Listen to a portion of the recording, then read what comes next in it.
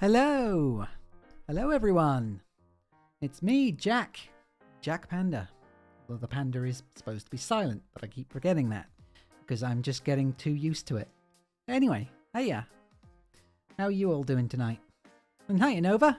How are you doing, especially? I hope you're good.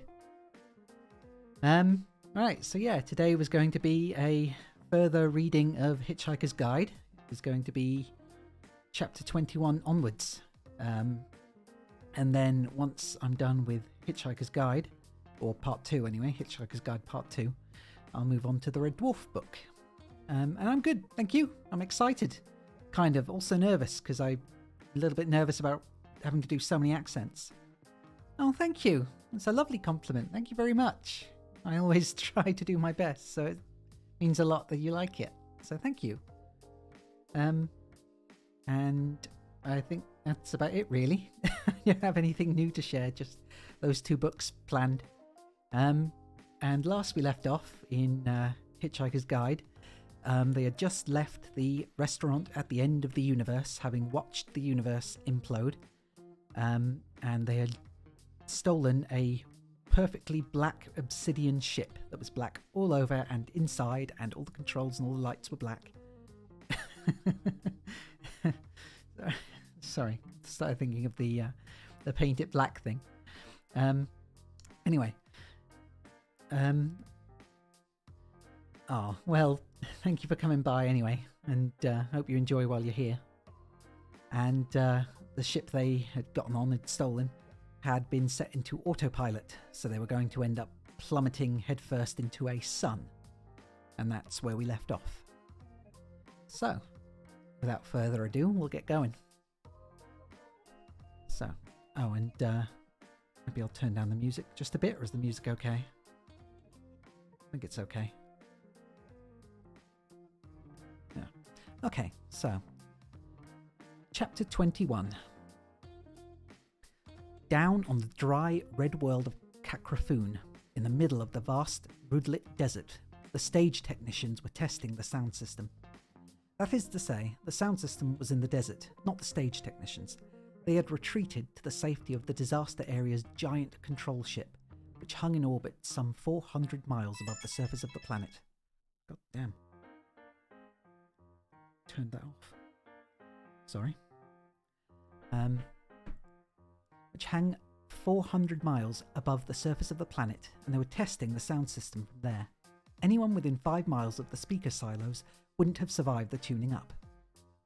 If Arthur Dent had been within 5 miles of the speaker silos then, his expiring thought would have been that in both size and shape, the sound rig closely resembled Manhattan. Risen out of the silos, the neutron phase speaker stacks towered monstrously against the sky, obscuring the banks of plutonium reactors and seismic amps behind them.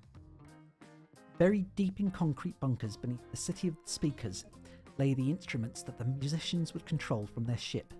Massive photon agitar, the bass detonator, and the megabang drum complex. It was going to be a noisy show. Aboard the giant control ship, all was activity and bustle. Hot Black Desiato's limo ship, a mere tadpole beside it, had arrived and docked, and the lamented gentleman was being transported down the high-vaulted corridors to meet the medium who was going to interpret his psychic impulses onto the agitar keyboard. A doctor, a logician, and a marine biologist had also just arrived, flown in at some phenomenal expense from Maximegalon to try and reason with the lead singer, who had locked himself in the bathroom with a bottle of pills and was refusing to come out of it till they proved conclusively to him that he wasn't a fish. The bass player was busy machine gunning his bedroom, and the drummer was nowhere on board.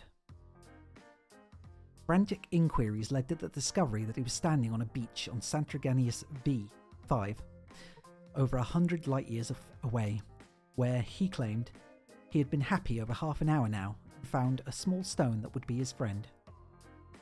The band's manager was profoundly relieved. It meant that for the 17th time on this tour, the drums would be played by a robot, and that therefore the timing of the symbolistics would be right. The sub-ether was buzzing with the communications of the stage technicians testing the speaker channels, and this it was that was being relayed to the interior of the black ship. Its dazed occupants lay against the back wall of the cabin and listened to the voices on the monitor speakers. "Okay, Channel 9 on power," said a voice. "Testing Channel 15. Another thumping crack of noise walloped through the ship. "Channel 15 okay," said another voice. A third voice cut in. "A black stunt ship is now in position," it said. "It's looking good. Gonna be a great sun dive. Stage computer online?" A computer voice answered. "Online," it said. "Take control of the black ship." "Black ship locked into trajectory program on standby." "Testing Channel 20. Zaphod leaped across the cabin and switched frequencies on the sub-ether receiver before the next mind-pulverizing noise hit them. He stood there quivering. "What?" said Trillian in a small quiet voice. "Does sundive mean?" "It means," said Marvin, "that the ship is going to dive into the sun. Sun dive. It's very simple to understand. What do you expect if you steal Hot Black Desiato's stunt ship?"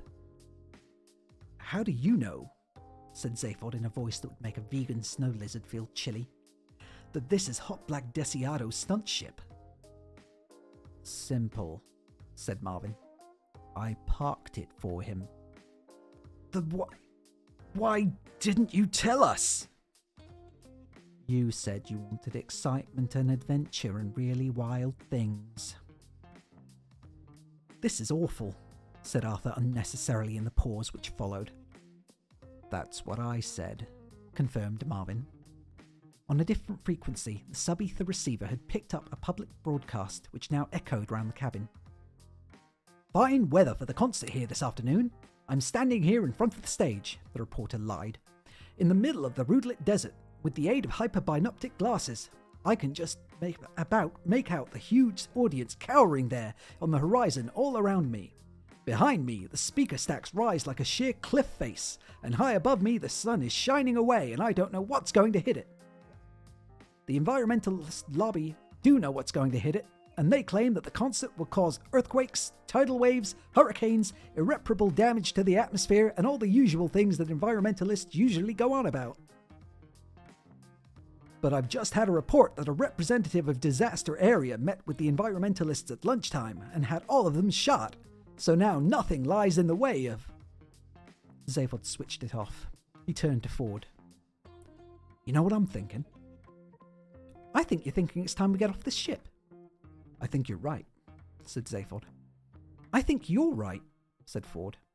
"How?" said Arthur. "Quiet," said Ford and Zaphod. "We're thinking." "So this is it," said Arthur. "We're going to die." "I wish you'd stop saying that," said Ford. It is worth repeating at this point the theories that Ford had come up with on his first encounter with human beings to account for their peculiar habit of continually stating and restating the very, very obvious as if "it's a nice day," or "you're very tall," or "so this is it, we're all going to die." His first theory was that if human beings didn't keep exercising their lips, their mouths would probably seize up. After a few months of observation, he had come up with a second theory, which was this. If human beings don't keep exercising their lips, their brains start working. In fact, this second theory is more literally true of the Belsibron people of Cakrafoon. The Belsibron people used to cause great resentment and insecurity amongst neighbouring races by being one of the most enlightened, accomplished, and above all, quiet civilizations in the galaxy. As punishment for this behaviour, which was held to be offensively self-righteous and provocative, a galactic tribunal inflicted upon them the most cruel of all social diseases, telepathy. Consequently, in order to prevent themselves broadcasting every slightest thought that crossed their minds to anyone within a 5-mile radius, they now have to talk very loudly and continuously about the weather, their little aches and pains, the match this afternoon, and what a noisy place Cakrafoon had suddenly become. Another method of temporarily blotting out their minds is to play host to a disaster area concert. The timing of the concert was critical. The ship had begun its dive before the concert began in order to hit the sun 6 minutes and 37 seconds before the climax of the song to which it related, so that the light of the solar flares had time to travel out to Cap Craffoon. The ship had already been diving for several minutes by the time that Ford Prefect had completed his search of the other compartments of the black ship. He burst back into the cabin. The sun of Cap Craffoon loomed terrifyingly large on the vision screen, its blazing white inferno of fusing hydrogen nuclei, growing moment by moment as the ship plunged onwards, unheeding the thumping and banging of Zaphod's hands on the control panel. Arthur and Trillian had the fixed expressions of rabbits on a night road who think that the best way of dealing with approaching headlights is to stare them out. Zaphod span around, wild-eyed. "Ford," he said, "how many escape capsules are there?" "None," said Ford. Zaphod gibbered. "Did you count them?" he yelled. "Twice," said Ford. "Did you manage to raise the stage crew on the radio?" "Yeah," said Zaphod bitterly. "I said there were a whole bunch of people on board and they said hi to everybody." Ford goggled. "Didn't you tell them who we were?" "Oh yeah, they said it was a great honour. That and something about a restaurant bill and my executors." Ford pushed Arthur aside and leaned forward over the control console. "Does none of this function?" he said savagely. "All overridden." "Smash the autopilot." "Find it first. Nothing connects." There was a moment's cold silence. Arthur was stumbling around at the back of the cabin. He stopped suddenly. "Incidentally," he said, "what does teleport mean?" Another moment passed. Slowly, the others turned to face him. "Probably the wrong moment to ask," said Arthur. "It's just I remember hearing you use the word a short while ago, and I only bring it up because—" "Where," said Ford Prefect quietly, "does it say teleport?" "Well, just over here, in fact," said Arthur, pointing at a dark control box in the rear of the cabin, just under the word emergency, above the word system, and beside the sign saying out of order. In the pandemonium that instantly followed, the only action to follow was that of Ford Prefect lunging across the cabin to the small black box that Arthur had indicated and stabbing repeatedly at the single small black button set into it. A 6-foot square panel slid open beside it, revealing a compartment which resembled a multiple shower unit that had found a new function in life as an electrician's junk store. Half-finished wiring hung from the ceiling, a jumble of abandoned components lay strewn on the floor, and the programming panel lolled out of the cavity in the wall into which it should have been secured. A junior disaster area accountant visiting the shipyard where this ship was being constructed had demanded to know of the works foreman why the hell they were fitting an extremely expensive teleport into a ship which only had one important journey to make, and that unmanned. The foreman had explained that the teleport was available at a 10% discount, and the accountant had explained that this was immaterial. The foreman had explained that it was the finest, most powerful and sophisticated teleport that money could buy, and the accountant had explained that the money did not wish to buy it. The foreman had explained that the people would still need to enter and leave the ship, and the accountant had explained that the ship sported a perfectly serviceable door. The foreman had explained that the accountant could go and boil his head, and the accountant had explained to the foreman that the thing approaching him rapidly from his left was a knuckle sandwich. After the explanations had been concluded, work was discontinued on the teleport, which subsequently passed unnoticed on the invoice as Sund Explins, at 5 times the price. "Hell's donkeys," muttered Zaphod as he and Ford attempted to sort through the tangle of wiring. After a moment or so, Ford told him to stand back. He tossed a coin into the teleport and jiggled a switch on the lolling control panel. With a crackle and spit of light, the coin vanished. "That much of it works," said Ford. "However, there is no guidance system. A matter transference teleport without a guidance programming could put you, well, anywhere." The sun of Cap Craffoon loomed huge on the screen. "Who cares?" said Zaphod. "We go where we go." "And," said Ford, "there is no auto system. We couldn't all go. Someone would have to stay here and operate it." A solemn moment shuffled past.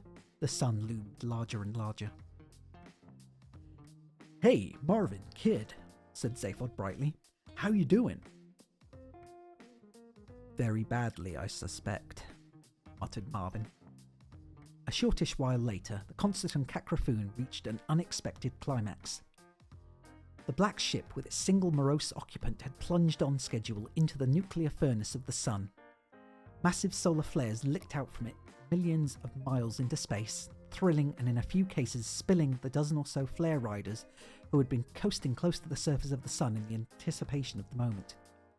Moments before the flare light reached Kakrafoon, the pounding desert cracked along a deep fault line. A huge and hitherto undetected underground river lying far beneath the surface gushed to the surface, to be followed seconds later by the eruption of millions of tons of boiling lava that flowed hundreds of feet into the air, instantaneously vaporizing the river both above and below. The surface and an explosion that echoed the far side of the world and back again.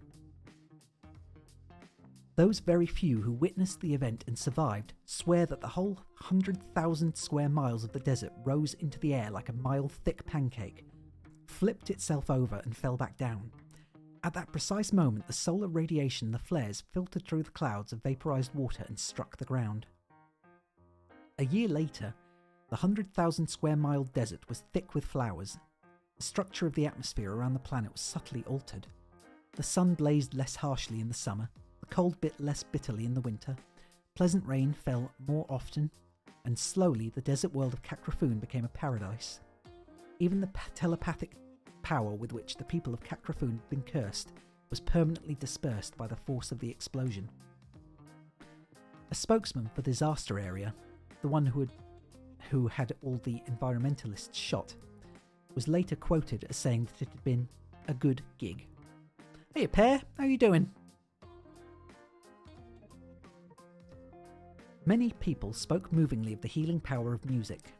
A few skeptical scientists examined the records of the events more closely and claimed that they had discovered faint vestiges of a vast, artificially induced improbability field drifting in from a nearby region of space. "Good, glad to hear it. What you been up to?" Chapter 22. Arthur woke up and instantly regretted it. Hangovers he'd had, but never anything on this scale. This was it. This was the big one. This was the ultimate pits. Matter transference beams, he decided, were not as much fun as, say, a good solid kick to the head. Being for the moment unwilling to move on account of a dull, stumping throb he was experiencing, he lay for a while and thought. The trouble with most forms of transport, he thought, is basically one of them not being worth all the bother. On Earth, when there had been an Earth, before it was demolished to make way for a new hyperspace bypass, the problem had been with cars. The disadvantages involved in pulling lots of black sticky slime out from the ground where it had been safely hidden out of harm's way, turning it into tar to cover the land with, smoke to fill the air with, pouring the rest into the sea. All seemed to outweigh the advantages of being able to get more quickly from one place to another, particularly when the place you arrived at probably had become, as a result of this, very similar to the place you had left, i.e. covered with tar, full of smoke and short of fish. And what about matter transference beams? Any form of transport which involved tearing you apart atom by atom, flinging those atoms through the sub-ether and then jamming them back together again, just when they were getting their first taste of freedom for years, had to be bad news. Many people had thought exactly this before Arthur Dent, and it had even gone to the lengths of writing songs about it. Here is one that used regularly to be chanted by huge crowds outside the Sirius Cybernetics Corporation Teleport Systems factory on Happy World the 3rd. Aldebaran's great, okay? Algol's pretty neat. Beetlejuice's pretty girls will knock you off your feet. They'll do anything you like, real fast and then real slow. But if you have to take me apart to get there, then I don't want to go. Singing, take me apart, what a way to roam. And if you have to take me apart to get me there, I'd rather stay at home. Sirius is paved with gold, so I've heard it said, by nuts who then go on to say, see Tau before you're dead. I'll gladly take the high road, or even take the low. But if you have to take me apart to get there, then I, for one, won't go. Singing, take me apart, you must be off your head.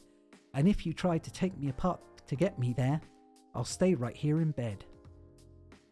And so on. Another favourite song was much shorter. I teleported home one night with Ron and Sid and Meg. Ron stole Maggie's heart away, and I got Sydney's leg. Arthur felt the waves of pain slowly receding, though he was still aware of a dull, stomping throb. Slowly, carefully, he stood up. "Can you hear a dull, stomping throb?" said Ford Prefect. Arthur span around and wobbled uncertainly. Ford Prefect was approaching, looking red-eyed and pasty. "Where are we?" gasped Arthur. Ford looked around. They were standing in a long curving corridor which stretched out of sight in both directions. The outer steel wall, which was painted in that sickly shade of pale green which they use in schools, hospitals and mental asylums to keep the inmates subdued, curved over the tops of their heads where it met the inner perpendicular wall which, oddly enough, was covered in dark brown Hessian wool weave. The floor was of dark green ribbed rubber. Ford moved over to a very thick, dark, transparent panel set in the outer wall. It was several layers deep, yet through it he could see pinpoints of distant stars. "I think we're in a spaceship of some kind," he said. Down the corridor came the sound of a dull, stomping throb. "Trillion?" said Arthur, nervously. "Zaphod?" Ford shrugged. "Nowhere about," he said. "I've looked. They could be anywhere. An unprogrammed teleport can throw you light years in any direction. Judging by the way I feel, I should think we've travelled in a very long way indeed." "How do you feel?" "Bad. Do you think they're... where they are, how they are, there's no way we can know, and no way we can do anything about it. Do what I do." "What?" "Don't think about it." Arthur turned this thought over in his mind, reluctantly saw the wisdom of it, tucked it up and put it away. He took a deep breath. You're welcome, Nova. Thanks for coming along. Have a good night. Sleep well. Bye. Take care." "Footsteps!" exclaimed Ford suddenly. "Where? That noise, that stomping throb, pounding feet. Listen!" Arthur listened.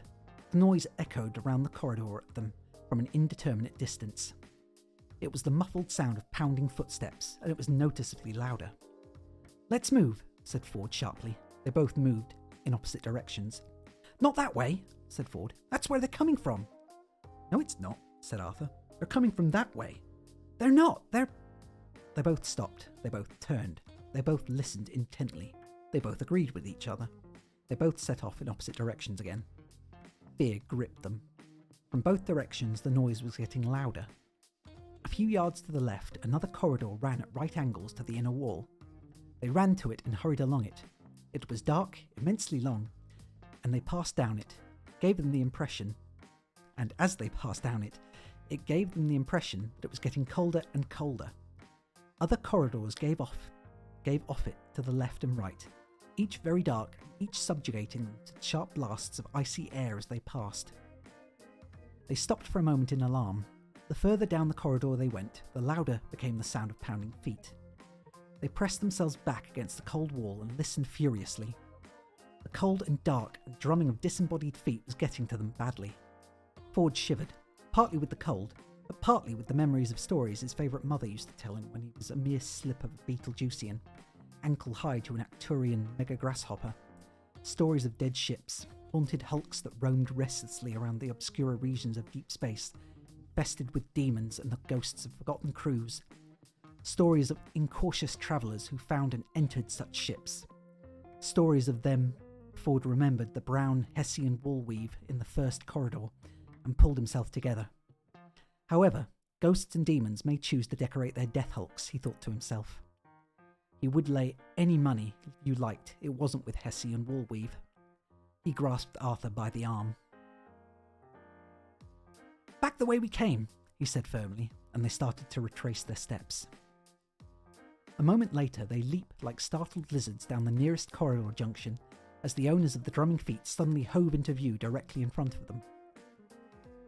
Hidden behind the corner, they goggled in amazement as about 24 overweight men and women pounded past them in tracksuits, panting and wheezing in a manner that would make a heart surgeon gibber. Ford Prefect stared after them. "Joggers!" he hissed as the sound of their feet echoed away up and down the network of corridors. "Joggers?" whispered Arthur Dent. "Joggers!" said Ford Prefect with a shrug. The corridor they were concealed in was not like the others.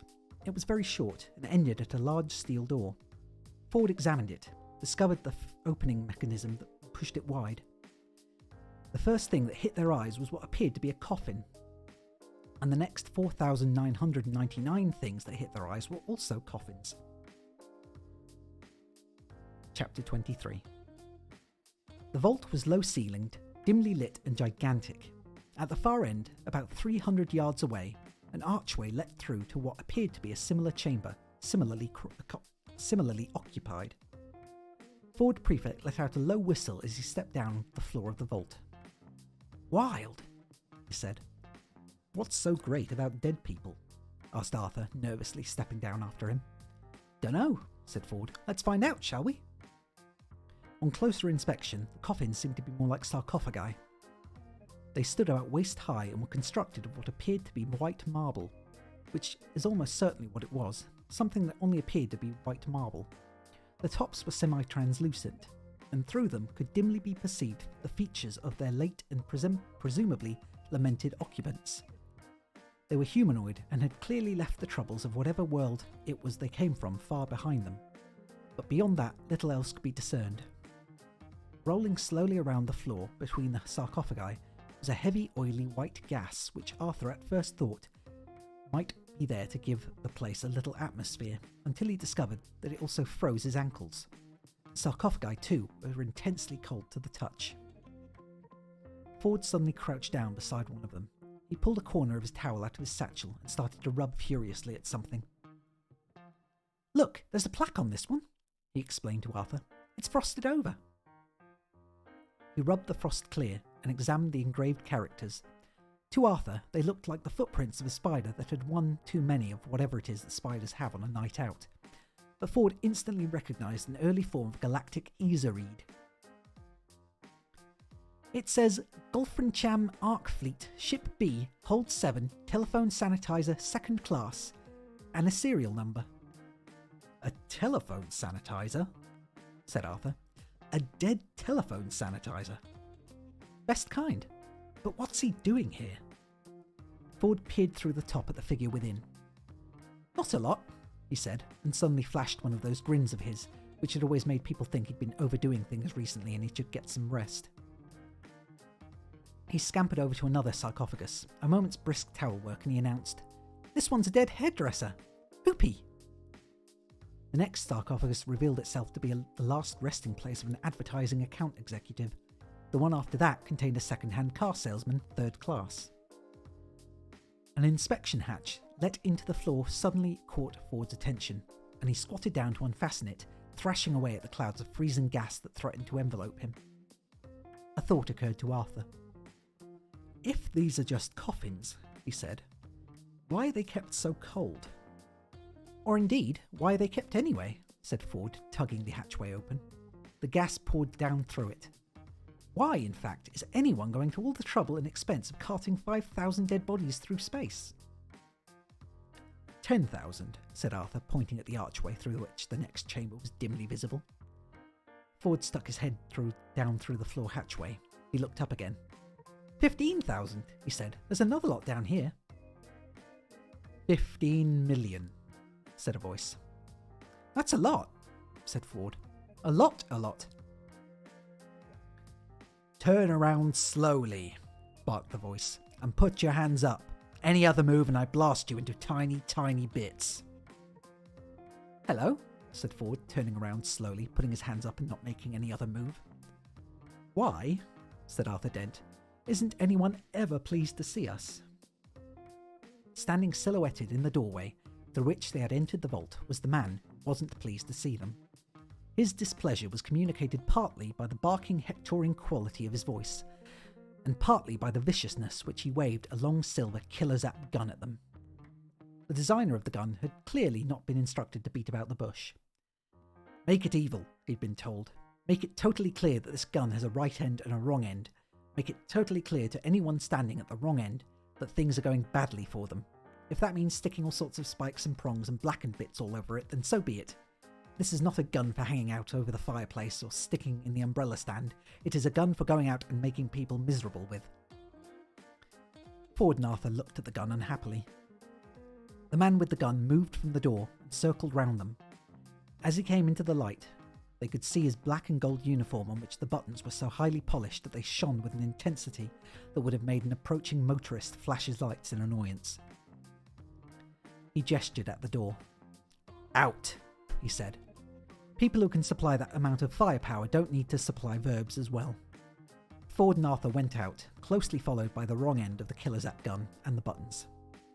Turning into the corridor, they were jostled by 24 oncoming joggers, now showered and changed, who swept on past them into the vault. Arthur turned to watch them in confusion. Move! Screamed the captor. Arthur moved. Ford shrugged and moved. In the vault, the joggers went to 24 empty sarcophagi along the side wall, opened them, climbed in, and fell into 24 dreamless sleeps. Chapter 24. Captain? Yes, number 1? Just heard a sort of report thingy from number 2. Oh dear. High up in the bridge of the ship, the captain stared out into the infinite reaches of space with mild irritation. From where he reclined beneath a wide domed bubble, he could see before and above them the vast panorama of stars through which they were moving. A panorama that had thinned out noticeably during the course of the voyage. Turning and looking backwards over the vast 2-mile bulk of the ship, he could see the far denser mass of stars behind them, which seemed to form almost a solid band. This was the view through the galactic centre from which they were travelling, and indeed had been travelling for years, at a speed that they couldn't quite remember at the moment, but he knew it was terribly fast. It was something approaching the speed of something or other, or was it 3 times the speed of something else? Jolly impressive anyway. He peered into the bright distance of behind the ship, looking for something. He did this every few minutes or so, but never found what he was looking for. He didn't let that worry him though. The scientist chaps had been very insistent that everything was going to be perfectly alright, providing nobody panicked, and everybody got on and did their bit in an orderly fashion. He wasn't panicking. As far as he was concerned, everything was going splendidly. He dabbed at his shoulder with a large frothy sponge. It crept back into his mind that he was feeling mildly irritated about something. Now what was that all about? A slight cough alerted him to the fact that the ship's first officer was still standing nearby. Nice chap, number 1. Not of the brightest, had the odd spot of difficulty doing up his shoelaces, but a jolly good officer material, for all that. The captain wasn't a man to kick a chap when he was bending over trying to do up his shoelaces, however long it took him. Not like that ghastly number 2, strutting about all over the place, polishing his buttons, issuing reports every hour. Ship still moving, Captain. Still on course, Captain. Oxygen levels still being maintained, Captain. Give it a miss, was the captain's vote. Ah yes, that was the one thing that had been irritating him. He peered down at number 1. Yes, Captain, he was shouting about something or other, having found some prisoners. The captain thought about this. Seemed pretty unlikely to him, but he wasn't one to stand in his officer's way. Well, perhaps that'll keep him happy for a bit, he said. He's always wanted some. Ford Prefect and Arthur Dent trudged onwards towards the ship's apparent endless corridors. Number 2 marched behind them, barking the occasional order about not making any false moves or trying any funny stuff. They seemed to have passed at least a mile of continuous brown Hessian wool weave. Finally, they reached a large steel door, which slid open when Number 2 shouted at it. They entered. To the eyes of Ford Prefect and Arthur Dent, the most remarkable thing about the ship's bridge was not the 50-foot diameter hemispherical dome which covered it, and through which the dazzling display of stars shone down on them. To people who have eaten at the restaurant at the end of the universe, such wonders are commonplace.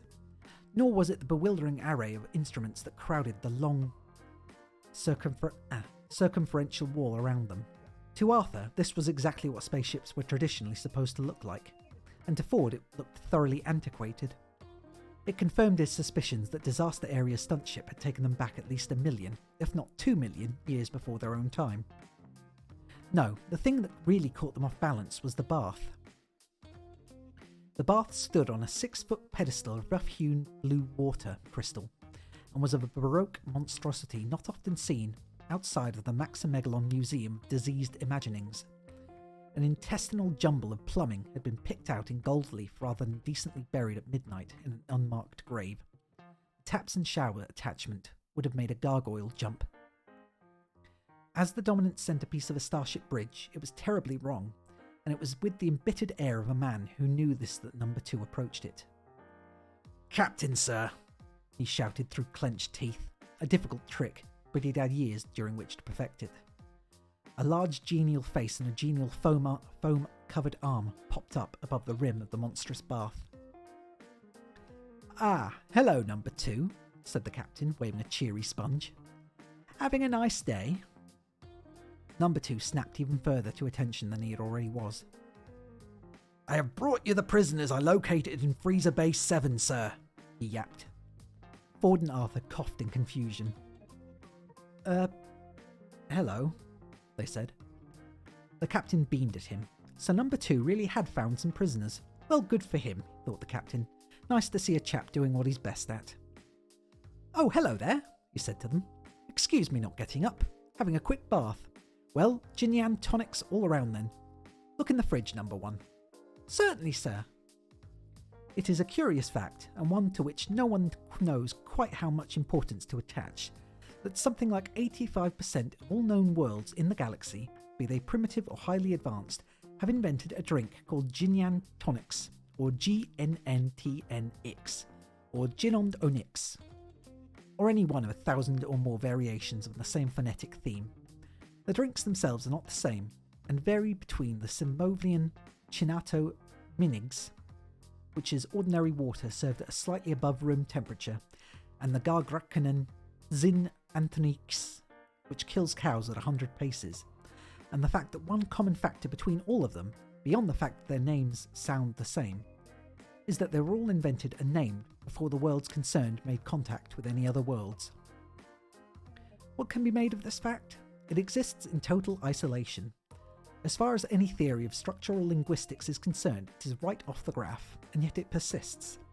Old structural linguists get very angry when young structural linguists go on about it. Young structural linguists get deeply excited about it and stay up late at night convinced that they are very close to something of profound importance, and end up becoming old structural linguists before their time, getting very angry with the young ones.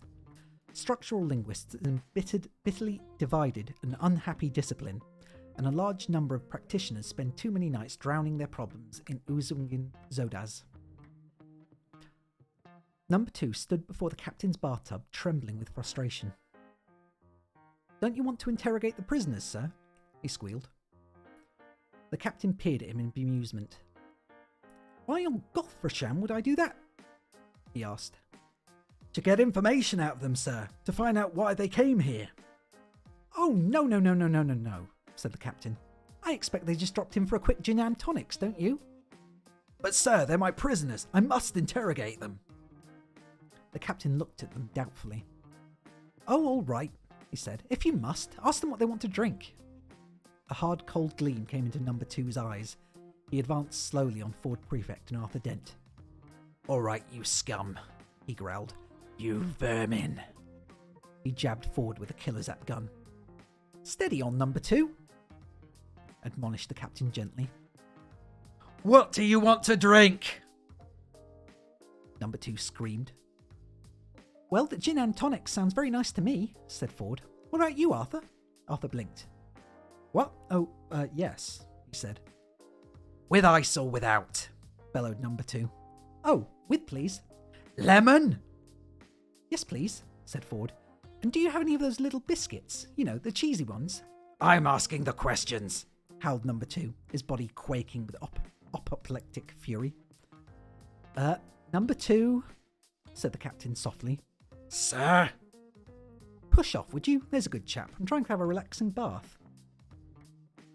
Number 2's eyes narrowed and became what are known in the shouting and killing people trade as cold slits. The idea presumably being to give your opponent the impression that you have lost your glasses or are having difficulty keeping awake. Why this is frightening is an, as yet, unresolved problem. He advanced on the captain, his, number two's mouth, a thin, hard line. Again, tricky to know why this is understood as fighting behaviour. If, whilst wandering through the jungle of Tral, you were suddenly to come upon the fabled ravenous bug-blatter beast of Tral, you would have reason to be grateful if its mouth was a thin, hard line rather than, as it usually is, a gaping mass of slavering fangs. "May I remind you, sir," hissed number two at the captain, "that you have now been in that bath for over 3 years?" This final shot delivered, number two spun on his heel and stalked off to a corner to practice darting eye movements in the mirror. The captain squirmed in his bath. He gave Ford Prefect a lame smile. "Well, you need to relax a lot in a job like mine," he said. Ford slowly lowered his hands. It provoked no reaction. Arthur lowered his. Treading very slowly and carefully, Ford moved over to the bath pedestal. He patted it. "Nice," he lied. He wondered if it was safe to grin. Very slowly and carefully, he grinned. It was safe. He said to the captain. "Yes," said the captain. "I wonder," said Ford, "could I ask you what actually your job is, in fact?" A hand tapped him on the shoulder. He span around. It was the first officer. "Your drinks," he said. "Ah, thank you," said Ford. He and Arthur took their gin-yan tonics. Arthur sipped his and was surprised to discover it tasted very much like a whiskey and soda. "I mean, I couldn't help noticing," said Ford, also taking a sip. "The bodies in the hold." "Bodies?" said the captain in surprise. Ford paused and thought to himself. Never take anything for granted, he thought. Could it be that the captain doesn't know he's got 15 million dead bodies on the ship? The captain was nodding cheerfully at him. He also appeared to be playing with a rubber duck. Ford looked around. Number two was staring at him in the mirror, but only for an instant. His eyes were constantly on the move. The first officer was just standing there holding the drinks tray and smiling benignly. "Bodies?" said the captain again. Ford licked his lips. "Yes," he said. "All those dead telephone sanitizers and account executives, down the hold." The captain stared at him. Suddenly, he threw back his head and laughed. "Oh, they're not dead," he said. "Good Lord, no, they're frozen. They're going to be revived." Ford did something he very rarely did. He blinked. Arthur seemed to come out of a trance.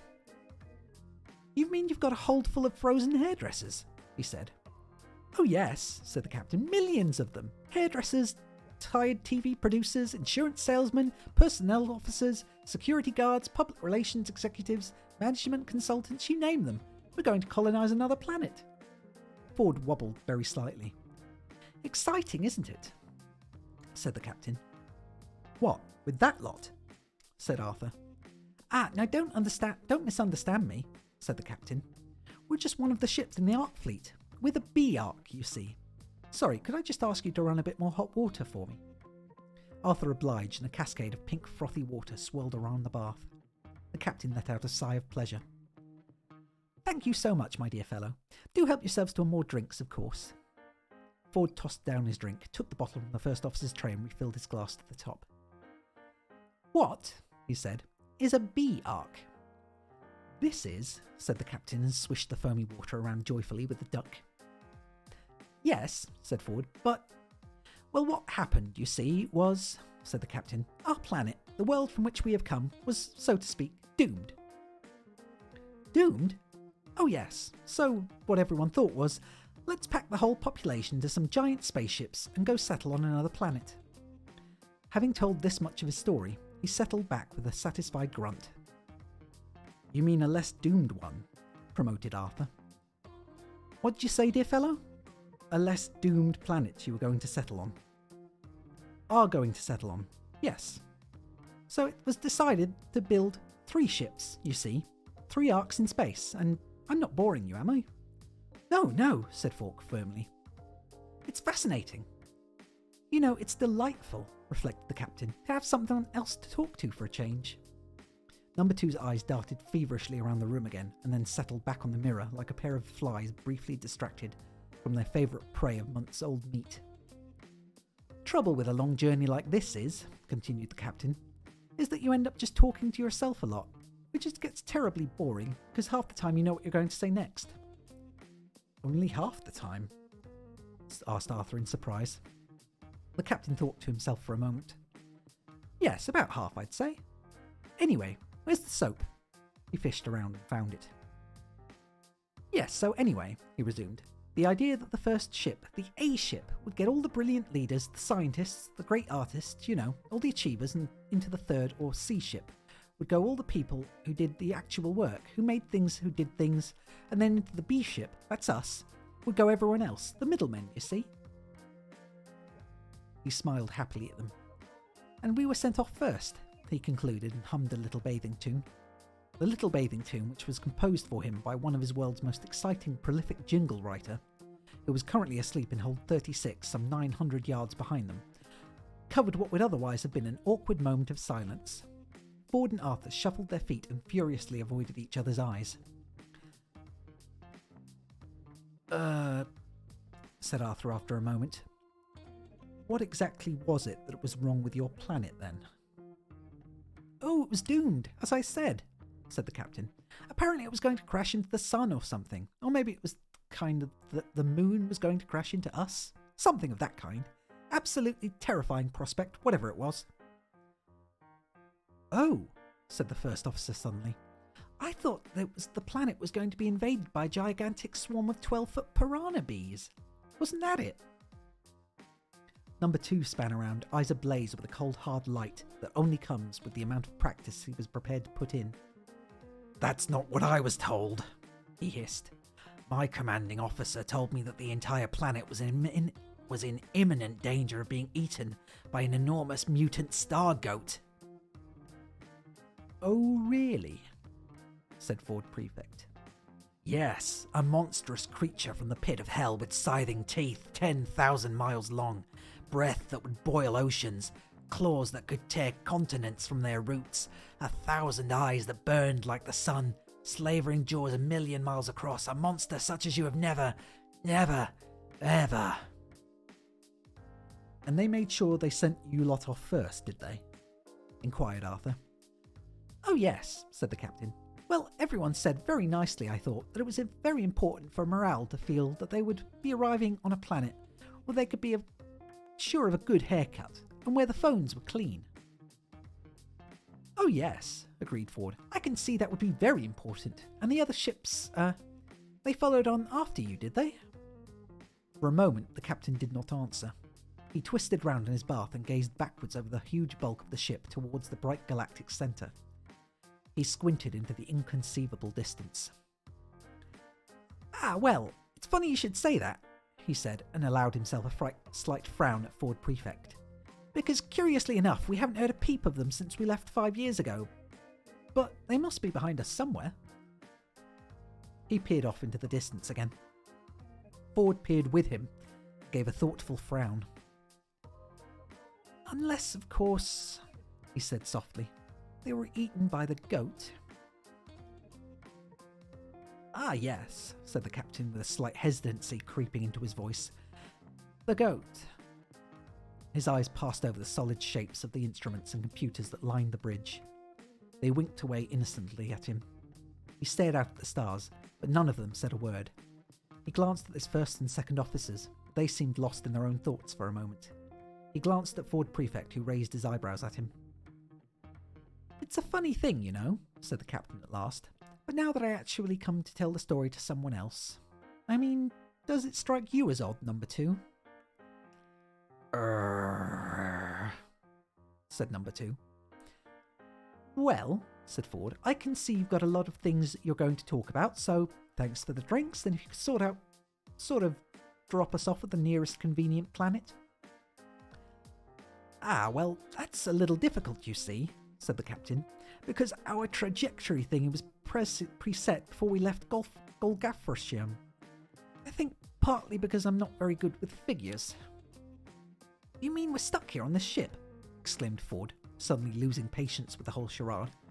When are you meant to be reaching this planet that you're meant to be colonising? Oh, we're nearly there now, said the captain. Any second now. It's probably time I was getting out of this bath, in fact. Oh, I don't know. Why stop when I'm enjoying it? So we're not actually going to land in a minute. Well, not so much land, in fact. Not actually land as such. No. What are you talking about? Said Ford sharply. Well, said the captain, picking his way through the words carefully. I think as far as I can remember, we were programmed to crash on it. Crash? Shouted Ford and Arthur. Yes, said the captain. Yes, it's all part of the plan, I think. There was a terribly good reason for it that I can't quite remember at the moment. It was something to do with, Ford exploded. You're a load of useless bloody loonies, he shouted. Ah, yes, that was it, beamed the captain. That was the reason. Chapter 25. The Hitchhiker's Guide to the Galaxy has this to say about the planet of Golgafrisham. It is a planet with an ancient and mysterious history, rich in legend, red and occasionally green with the blood of those who sought in times gone by to conquer her, a land of parched and barren landscapes, of sweet and sultry air, heady with the scent of the perfumed springs that trickle over its hot and dusty rocks, and nourish the dark and musty lichens beneath. A land of fevered brows and intoxicated imaginings, particularly amongst those who taste the lichens. A land also of cool and shaded thoughts amongst those who have learnt to forswear the lichens and find a tree to sit beneath. A land also of steel and blood and heroism. A land of the body and of the spirit. This was its history. And in all this ancient and mysterious history, the most mysterious figures of all were, without a doubt, those of the great circling poets of Arium. These circling poets used to live in remote mountain passes, where they would lie in wait for small bands of unwary travellers circle round them and throw rocks at them. And when the travellers cried out, saying why they didn't go away and get on with writing some poems instead of pestering people with all this rock-throwing business, they would suddenly stop and then break into one of 794 great song cycles of Vassilan. These songs were all of extraordinary beauty and even more extraordinary length, and all fell into exactly the same pattern. The first part of each song would tell how there once went forth from the city of Vassilan a party of 5 sage princes with 4 horses. The princes, who are of course brave, noble and wise, travel widely in distant lands, fought giant ogres, pursue exotic philosophies, take tea with weird gods, and rescue beautiful monsters from ravening princesses, before finally announcing that they have achieved enlightenment, and that their wanderings are therefore accomplished. The second and much longer part of each song would then tell of all their bickerings about which one of them is going to have to walk back. All this lay in the planet's remote past. It was, however, a descendant of one of these eccentric poets who invented the spurious tales of impending doom which enabled the people of Golfrincham to rid themselves of an entire useless third of their population. The other 2/3 stayed firmly at home and lived full, rich and happy lives until they were all suddenly wiped out by a virulent disease contracted from a dirty telephone. Chapter 26. That night, the ship crash-landed onto an utterly insignificant little green-blue planet which circled a small unregarded yellow sun in the uncharted backwaters of the unfashionable end of the western spiral arm of the galaxy. In the hours preceding the crash, Ford Prefect had fought furiously but in vain to unlock the controls of the ship from their preordained flight path. It had quickly become apparent to him that the ship had been programmed to convey its payload safely and uncomfortably to its new home, but to cripple itself beyond repair in the process. Its screaming, blazing descent through the atmosphere had stripped away most of its superstructure and outer shielding, and its final inglorious belly flop into a murky swamp had left its crew only a few hours of darkness during which to revive and offload its deep-frozen, unwanted cargo, for the ship began to settle, almost at once, slowly upending the gigantic bulk of the stagnant slime. Once or twice during the night it was starkly silhouetted against the sky as burning meteors, the detritus of its descent, flashed across the sky. In the grey pre-dawn light, it let out an obscene roaring gurgle and sank forever into the stinking depths. When the sun came up that morning, it shed its thin watery light over a vast area heaving with wailing hairdressers, public relations executives, opinion pollsters, and the rest, all clawing their way desperately to dry land. A less strong-minded sun would probably have gone straight back down again, but it continued to climb its way through the sky, and after a while, the influence of its warming rays began to have some restoring effect on the feebly struggling creatures.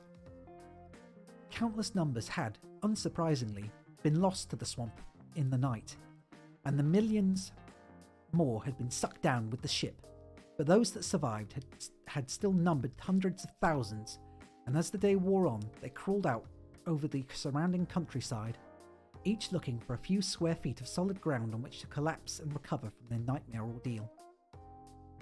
Two figures moved further afield. From a nearby hillside, Ford Prefect and Arthur Dent watched the horror which they could not feel apart. "Filthy, dirty trick to pull," muttered Arthur. Ford scraped a stick along the ground and shrugged. "An imaginative solution to a problem, I'd have thought," he said. "Why can't people just learn to live together in peace and harmony?" said Arthur. Ford gave a loud, very hollow laugh. 42! He said with a malicious grin. "No, doesn't work. Never mind." Arthur looked at him as if he'd gone mad, and, seeing nothing to indicate the contrary, realised that it will be perfectly reasonable to assume that this had in fact happened. "What do you think will happen to them all?" he said after a while. "In an infinite universe, anything can happen," said Ford. "Even survival. Strange, but true." A curious look came into his eyes as they passed over the landscape and then settled once again on the scene of misery below them. "I think they'll manage for a while," he said. Arthur looked up sharply. "Why do you say that?" he said. Ford shrugged. "Just a hunch," he said, and refused to be drawn to any further questions. "Look," he said suddenly. Arthur followed his pointing finger. Down amongst the sprawling masses a figure was moving, or perhaps lurching would be a more accurate description. He appeared to be carrying something on his shoulder. As he lurched from prostrate form to prostrate form, he seemed to wave whatever...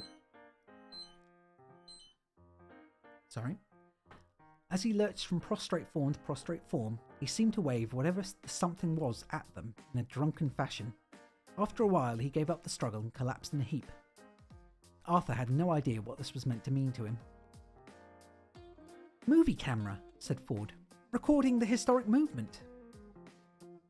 "Well, I don't know about you," said Ford again after a moment, "but I'm off."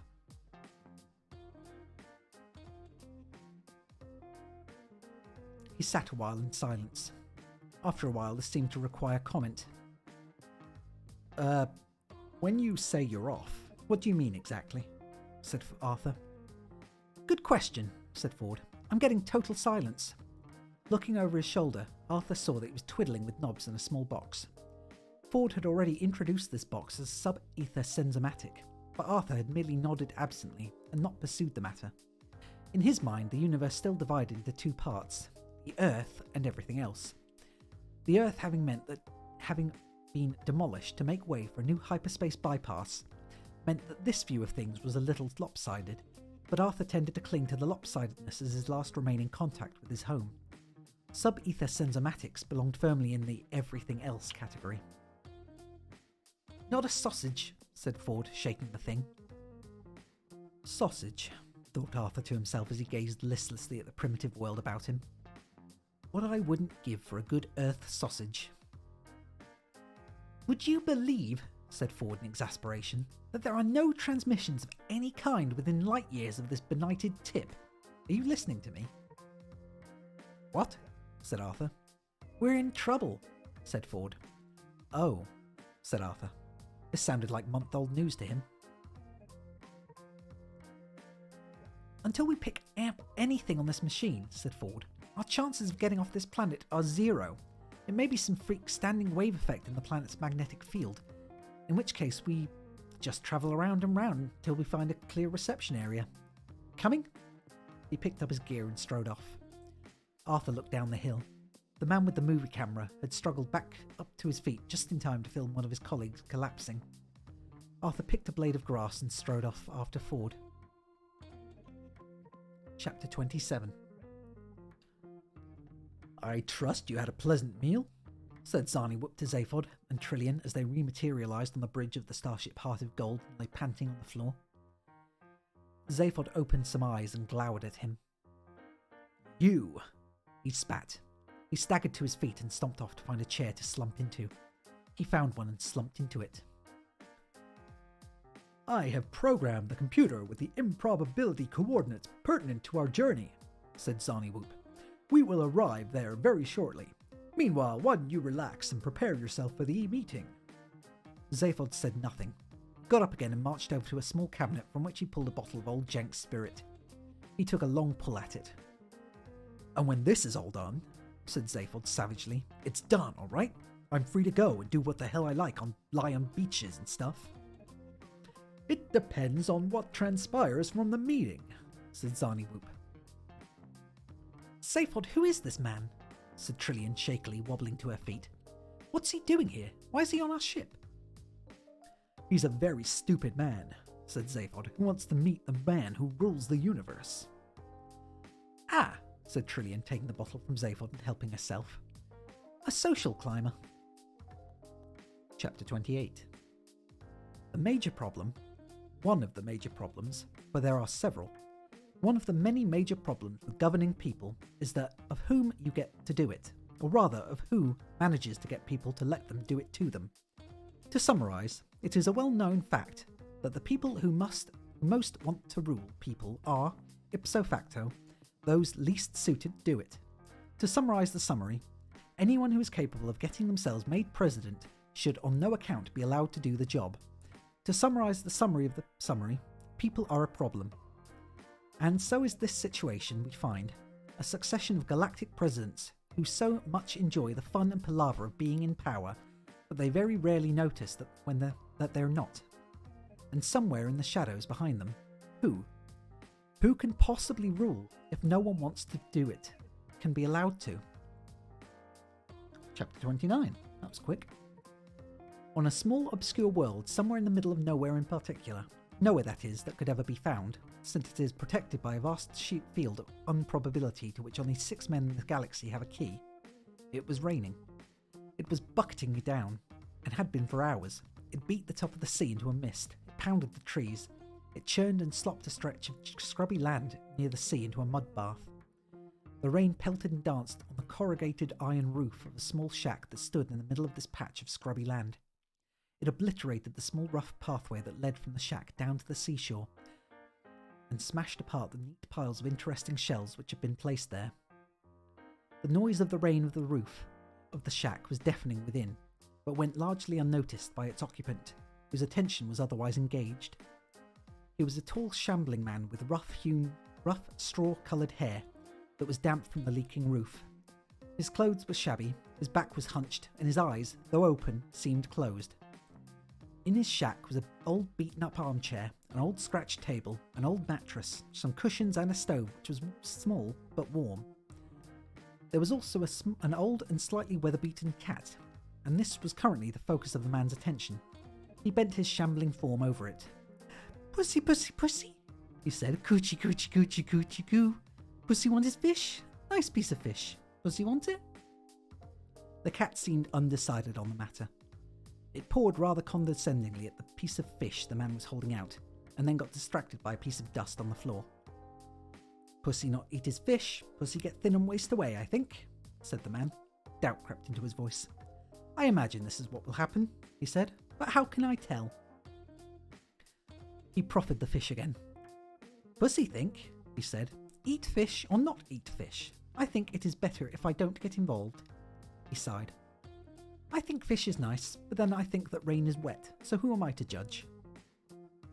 He left the fish on the floor for the cat and retired to his seat.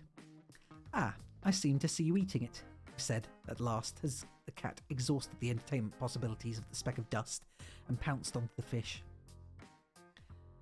"I like it when I see you eat the fish," said the man, "because in my mind you will waste away if you don't." He picked up from the table a piece of paper and the stub of a pencil. He held one in one hand and the other in the other, and experimented with the different ways of bringing them together. He tried holding the pencil under the paper, then over the paper, then next to the paper. He tried wrapping the paper around the pencil.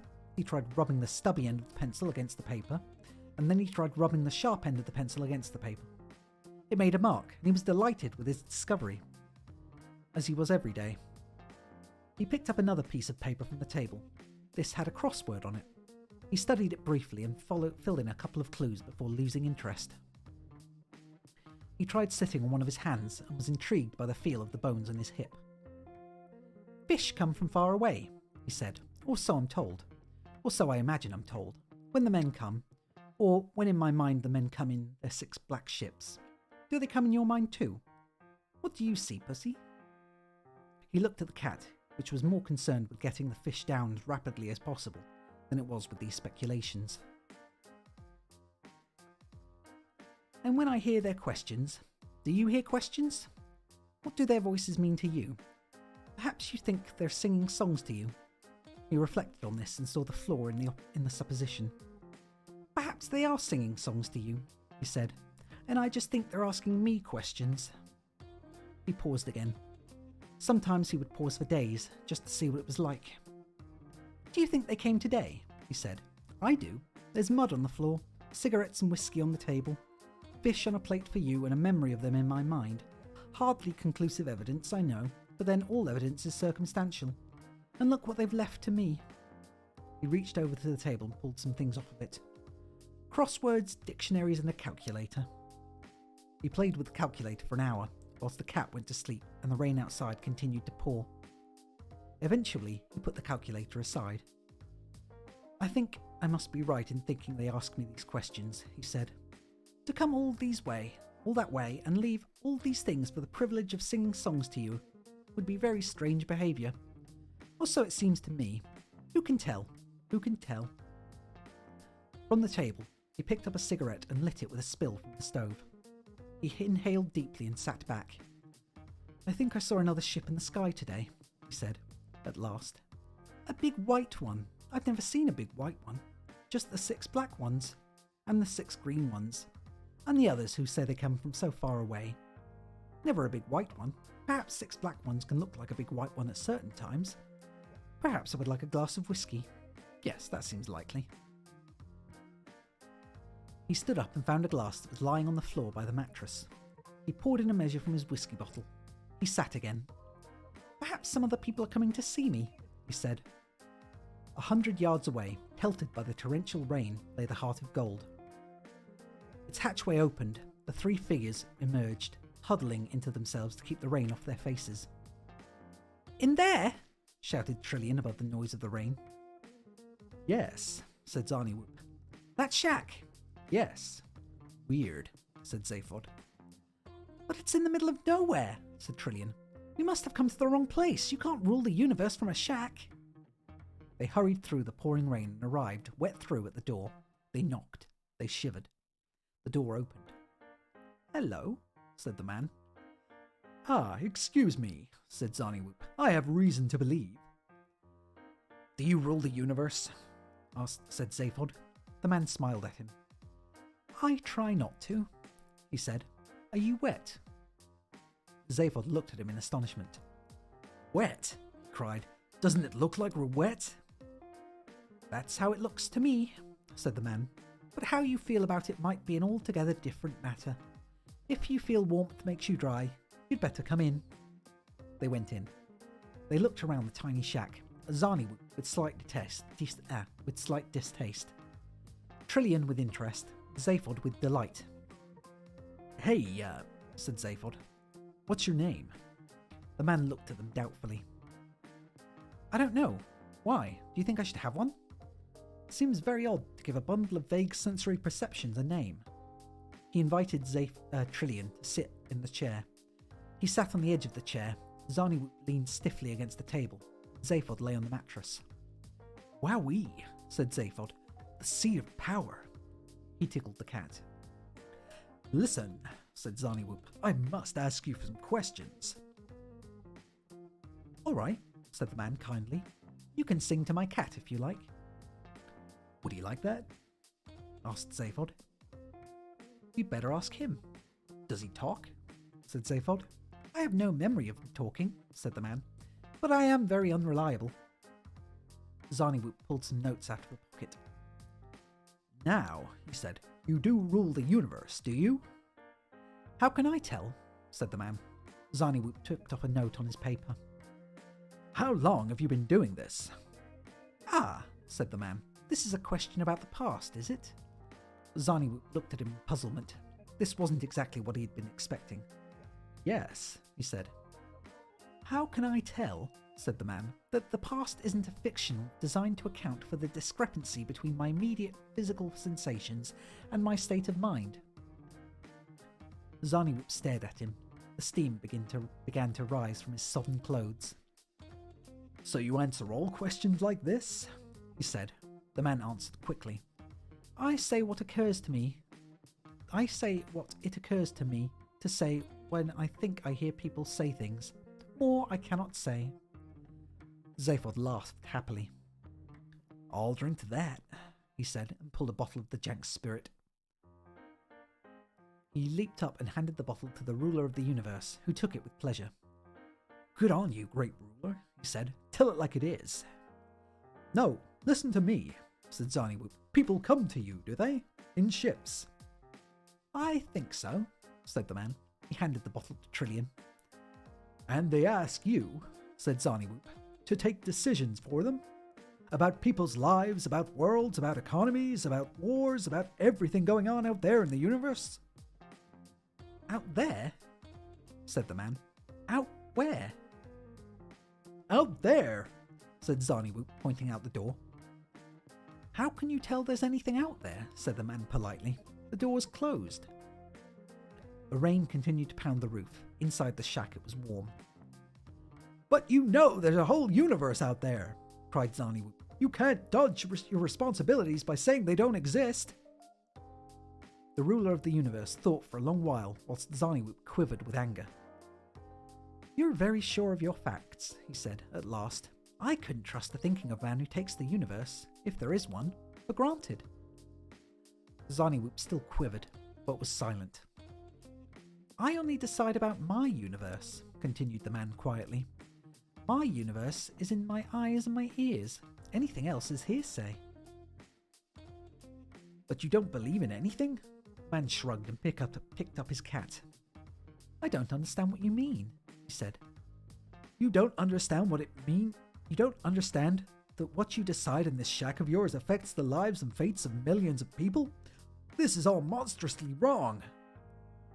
I don't know. I've never met these people you speak of, and neither, I suspect, have you. They only exist in the words we hear. It is folly to say you know what's happening to other people. Only they know if they exist. They have their own universe of their own eyes and ears. Trillian said, I think I'm just popping outside for a moment. She left and walked into the rain. Do you believe other people exist? Insisted Zarniwoop. I have no opinion. How can I say? I'd better see what's up with Trillian, said Zaphod and slipped out. Outside, he said to her, I think the universe is in pretty good hands, yeah? Very good, said Trillian. They walked off into the rain. Inside, Zarniwoop continued. But don't you understand that people live or die on your word? The ruler of the universe waited for as long as he could. When he heard the faint sound of the ship's engines starting, he spoke to cover it. It's nothing to do with me, he said. I am not involved with people. The Lord knows I am not a cruel man. Ah, barked Zarniwoop. You say the Lord. You believe in something. My cat, said the man benignly, picking it up and stroking it. I call him the Lord. I am kind to him. All right, said Zarniwoop, pressing home his point. How do you know he exists? How do you know he knows you to be kind, or enjoys what he thinks of your kindness? I don't, said the man with a smile. I have no idea. It merely pleases me to behave in a certain way to what appears to be a cat. Do you behave any differently? Please, I think I am tired. Zarniwoop heaved a thoroughly dissatisfied sigh and looked about. Where are the other two? he said suddenly. What other two? Said the ruler of the universe, settling back into his chair and refilling his whiskey glass. Beeblebrox and the girl, the two who were here. I remember no one. The past is a fiction to account for. Stuff it, snapped Zarniwoop and ran out into the rain. There was no ship. The rain continued to churn the mud. There was no sign to show where the ship had been. He hollered into the rain. He turned and ran back to the shack and found it locked. The ruler of the universe dozed lightly in his chair. After a while, he played with the pencil and paper again and was delighted when he discovered how to make a mark with the one on the other. Various noises continued outside, but he didn't know whether they were real or not. He then talked to his table for a week to see how it would react. Chapter 30. The stars came out that night, dazzling in their brilliance and clarity. Ford and Arthur had walked more miles than they had any means of judging and finally stopped to rest. The night was cool and balmy, the air pure, the sub-ether sensomatic totally silent. A wonderful stillness hung over the world, a magical calm which combined with the soft fragrances of the woods, the quiet chatter of insects and the brilliant light of the stars to soothe their jangled spirits. Even Ford Prefect, who had seen more worlds than he would count on a long afternoon, was moved to wonder that this was the most beautiful he had ever seen. All that day they had passed through rolling green hills and valleys, richly covered with grasses, wild scented flowers, and tall, thickly leaved trees. The sun had warmed them, light breezes had kept them cool, and Ford Prefect had checked his sub-ether sensomatic at less and less frequent intervals, and had exhibited less and less annoyance at its continued existence. He was beginning to think he liked it here. Cool though the night air was, they slept soundly, comfortably in the open, and awoke a few hours later with the light dewfall, feeling refreshed but hungry. Ford had stuffed some small rolls into his satchel at Millyway's, and they had breakfasted on those before moving on. So far they had wandered purely at random, but now they struck out firmly eastwards, feeling that if they were going to explore this world, they should have some clear idea of where they had come from and where they would be going. Shortly before noon, they had their first indication that the world that they had landed on was not an uninhabited one. A half-glimpsed face amongst the trees watching them. It vanished at that moment, they both saw it, but the image they were both left with was of a humanoid creature, curious to see them, but not alarmed. Half an hour later, they glimpsed another such face. 10 minutes after that, another. A minute later, they stumbled into a wide clearing and stopped short. Before them, in the middle of the clearing, stood a group of about 24 men and women. They stood still and quiet, facing Ford and Arthur. Around some of the women huddled some small children, and behind the group was a ramshackle array of small dwellings made of mud and branches. Ford and Arthur held their breath. The tallest of the men stood a little over 5 feet. They all stooped forward slightly, had longish arms and lowish foreheads, clear bright eyes with which they stared intently at the strangers. Seeing that they carried no weapons and made no move towards them, Ford and Arthur relaxed slightly. For a while, the two groups simply stared at each other, neither side making any move. The natives seemed puzzled by the intruders, and whilst they showed no signs of aggression, they were clearly not issuing any invitations. For a full 2 minutes, nothing continued to happen. After 2 minutes, Ford decided it was time something happened. "Hello," he said. The women drew their children slightly closer to them. The men made hardly any discernible move, and yet their whole disposition made it clear that the greeting was not welcome. It was not resented in any great degree, it was just not welcome. One of the men, who had been standing slightly forward of the rest of the group, who might therefore have been their leader, stepped forward. His face was quiet and calm, almost serene.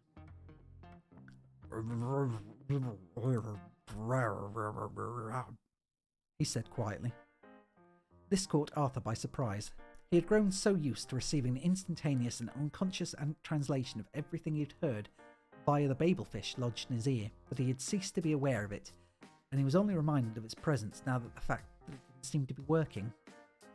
Vague shadows of meaning had flickered at the back of his mind, but there was nothing to get any firm grasp on. He guessed, correctly as it happened, that these people had not had as yet evolved. Oh. Hiya, Zvar. Thanks for joining. How'd your raid go? How'd your stream go? What you been up to? And hello, everyone. Welcome to the reading stream.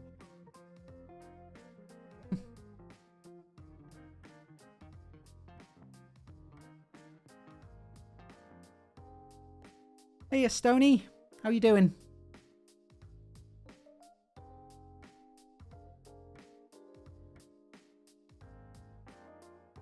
What you been up to? How you doing, Zvar?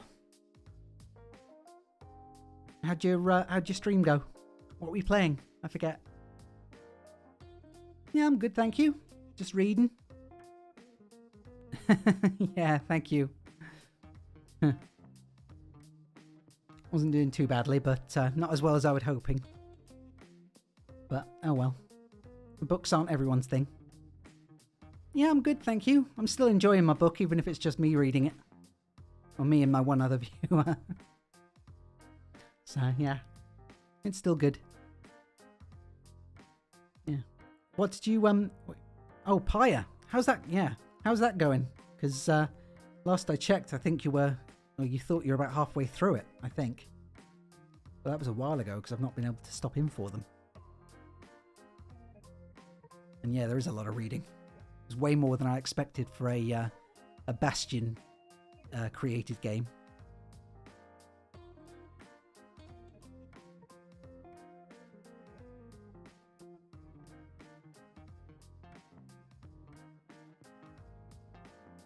Sorry, I like the music.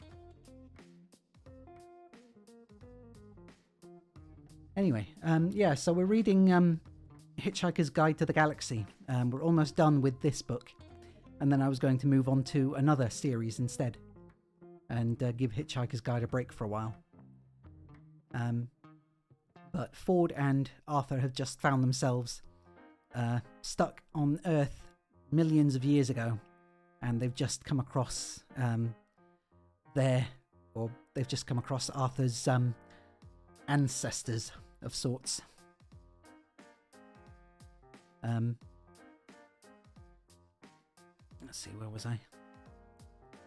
I think, said Ford out of the corner of his mouth, he's asking us if we'd mind walking around the edge of the village. A moment later, a gesture from the man creature seemed to confirm this. Continued the man creature. The general gist, said Ford, as far as I can make out, is that we are welcome to continue our journey in any way we like, but if we would walk around his village rather than through it, it would make them all very happy. So what do we do? I think we make them happy, said Ford. Slowly and watchfully they walked around the perimeter of the clearing. This seemed to go down very well with the natives, who bowed to them very slightly and then went about their business. Ford and Arthur continued their journey around through the wood. A few hundred yards past the clearing, they suddenly came upon a small pile of fruit lying in their path. Berries that looked remarkably like raspberries and blackberries, and pulpy, green-skinned fruit that looked remarkably like pears. So far they had steered clear of the fruit and berries they had seen, though the trees and bushes were laden with them. Look at it this way, Ford Prefect had said. Fruit and berries on strange planets either make you live or they make you die. Therefore, the point at which you start toying with them is if you're going to die if you don't. The way you stay ahead. Or that way you stay ahead. The secret of healthy hitchhiking is to eat junk food. They looked at the pile that lay in their path with suspicion. It looked so good it made them almost dizzy with hunger. Look at it this way, said Ford. Yes, said Arthur. I'm trying to think of a way of looking at it, which means we get to eat it, said Ford. The leaf-dappled sun gleamed on the pulp skins of the things which looked like pears. The things which looked like raspberries and strawberries were fatter and riper than any Arthur had ever seen, even in ice cream commercials. Why don't we eat them and think about it afterwards, he said. Maybe that's what they want us to do. Alright, look at it this way. Sounds good so far. It's there for us to eat. Either it's good or it's bad. Either they want to feed us or to poison us. If it's poisonous and we don't eat it, they'll just attack us some other way. If we don't eat it, we lose out either way. I like the way you're thinking, said Ford. Now eat one. Hesitantly, Arthur picked up one of the things that looked like pears. I always thought about that Garden of Eden story, said Ford. Eh? Garden of Eden, tree, apple, that bit, remember? Yes, of course I do. Your god person puts an apple tree in the middle of a garden and says, do what you like, guys. Oh, but don't eat that apple. Surprise, surprise, they eat it, and he leaps out from behind a bush shouting, gotcha! It wouldn't have made any difference if they hadn't eaten it. Why not? Because if you're dealing with somebody who has the sort of mentality which likes leaving hats on the pavements with bricks under them, you know perfectly well they won't give up. They'll get you in the end. What are you talking about? Never mind, eat the fruit. You know, this place almost looks like the Garden of Eden. Eat the fruit! Sounds quite like it too. Arthur took a bite from the thing which looked like a pear. It's a pear, he said. A few moments later, when they'd eaten the lot, Ford Prefect turned around and called out. Thank you very much, he called. You're very kind. They went on their way. For the next 50 miles of the journey eastwards, they kept on finding the occasional gift of fruit lying in the path, and though they once or twice had a quick glimpse of a native man-creature amongst the trees, they never made direct contact. They decided they rather liked a race of people who made it clear that they were grateful simply to be left alone. The fruit and berries stopped after 50 miles, because that was where the sea started. Having no pressing calls on their time, they built a raft and crossed the sea. It was reasonably calm, only about 60 miles wide, and they had a reasonably pleasant crossing, landing in a country that was at least as beautiful as the one they had left. Life was, in short, ridiculously easy, and for a while, at least, they were able to cope with the problems of aimlessness and isolation by deciding to ignore them. When the craving for company became too great, they would know where to find it, but for the moment they were happy to feel that the Golgothricians were hundreds of miles behind them. Nevertheless, Ford Prefect began to use his sub-ether sensomatic more often again. Only once did he pick up a signal, but that was so faint and from such enormous distance that it depressed him even more than the silence which had otherwise continued unbroken. On a whim, they turned northwards. After weeks of travelling, they came to another sea, built another raft and crossed it. This time it was harder going, the climate was getting colder. Arthur suspected a streak of masochism in Ford Prefect. The increasing difficulty of the journey seemed to give him a sense of purpose that was otherwise lacking. He strode onwards, relentlessly. Their journey northwards brought them into steep, mountainous terrain of breathtaking sweep and beauty. The vast, jagged, snow-covered peaks ravished their senses. The cold began to bite into their bones. They wrapped themselves in animal skins and furs, which Ford Prefect acquired by a technique he once learned from a couple of ex-Prelate monks running a mind-surfing resort in the hills of Hunian. The galaxy is littered with ex-Prelate monks, all on the make, because the mental control techniques the Order have evolved as a form of devotional discipline are, frankly, sensational. And extraordinary numbers of monks leave the Order just after they have finished their devotional training and just before they take their final vows to stay locked in small metal boxes for the rest of their lives. Ford's technique seemed to consist mainly of standing still for a while and smiling. After a while, an animal, a deer perhaps, would appear from out of the trees and watch him cautiously. Ford would continue to smile at it. His eyes would soften and shine, and he would seem to radiate a deep and universal love, a love which reached out to embrace all of creation. A wonderful quietness would descend on the surrounding countryside, peaceful and serene, emanating from this transfigured man. Slowly, the deer would approach, step by step, till it was almost nuzzling him. Whereupon, Ford Prefect would reach out to it and break its neck. Pheromone control, he said it was. You just have to know how to generate the right smell. Chapter 31.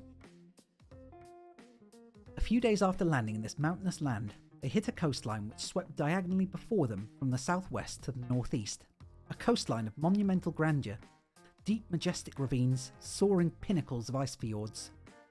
For 2 further days they scrambled and climbed over the rocks and glaciers, awestruck with beauty. "Arthur!" yelled Ford suddenly. It was the afternoon of the second day. Arthur was sitting on a high rock, watching the thundering sea smashing itself on the craggy promontories. "Arthur!" Ford called again. Arthur looked to where Ford's voice had come from, carried faintly in the wind. Ford had gone to examine a glacier, and Arthur found him there crouching by the solid wall of blue ice. He was tense with excitement. His eyes darted up to meet Arthur's. "Look!" he said. "Look!" Arthur looked. He saw the solid wall of blue ice. "Yes," he said. "It's a glacier. I've already seen it." "No," said Ford. "You looked at it. You haven't seen it. Look!" Ford was pointing deep into the heart of the ice. Arthur peered. He saw nothing but vague shadows. "Move back from it," insisted Ford. "Look again." Arthur moved back and looked again. "No," he said and shrugged. "What am I supposed to be looking for?" And suddenly, he saw it. "You see it?" He saw it. His mouth started to speak, but his brain decided it hadn't gotten anything to say yet and shut again. His brain then started to contend with the problem of what his eyes told him they were looking at, but in doing so relinquished control of his mouth, which promptly fell open again. Once more gathering up the jaw, his brain lost control of his left hand, which then wandered around in aimless fashion. For a second or so, the brain tried to catch the left hand without letting go of the mouth, and simultaneously tried to think about what was buried in the ice, which is probably why the legs went, and Arthur dropped restfully to the ground. The thing that had been causing all this neural upset was a network of shadows in the ice, about 18 inches beneath the surface. Looked at it from the right angle, they resolved into the solid shapes of letters from an alien alphabet, each about 3 feet high, and for those, like Arthur, who couldn't read Magrathian, there were above the letters the outline of a face hanging in the ice. It was an old face, thin and distinguished, careworn but not unkind. It was the face of the man who had won an award for designing the coastline they now knew themselves to be standing on. Chapter 32. A thin whine filled the air. It whirled and howled through the trees, upsetting the squirrels. A few birds flew off in disgust. The noise danced and skittered round the clearing. It whooped, it rasped, it generally offended. The captain, however, regarded the lone bagpiper with an indulgent eye. Little could disturb his equanimity. Indeed, once he had gotten over the loss of this gorgeous bath, that during the unpleasantness in the swamp all those months ago, he had begun to find his new life remarkably congenial. A hollow had been scooped out of a large rock which stood in the middle of the clearing, and in this he would bask daily whilst attendants sloshed water over him. Not particularly warm water, it must be said, as they hadn't yet worked out a way of heating it. Never mind, that would come. And in the meantime, search parties were scouring the countryside far and wide for a hot spring, preferably one in a nice leafy glade. And if it was near a soap mine, perfection. To those that said they hadn't a feeling that soap mine wasn't found in mines, the captain had ventured to suggest that perhaps that was because no one had looked hard enough, and that this possibility had been reluctantly acknowledged. No, life was very pleasant, and the greatest thing about it was that when the hot spring was found, complete with leafy unglade suite, and when in the fullness of time the cry came reverberating across the hills that the soap mine had been located and it was producing 500 cakes a day, it would be more pleasant still.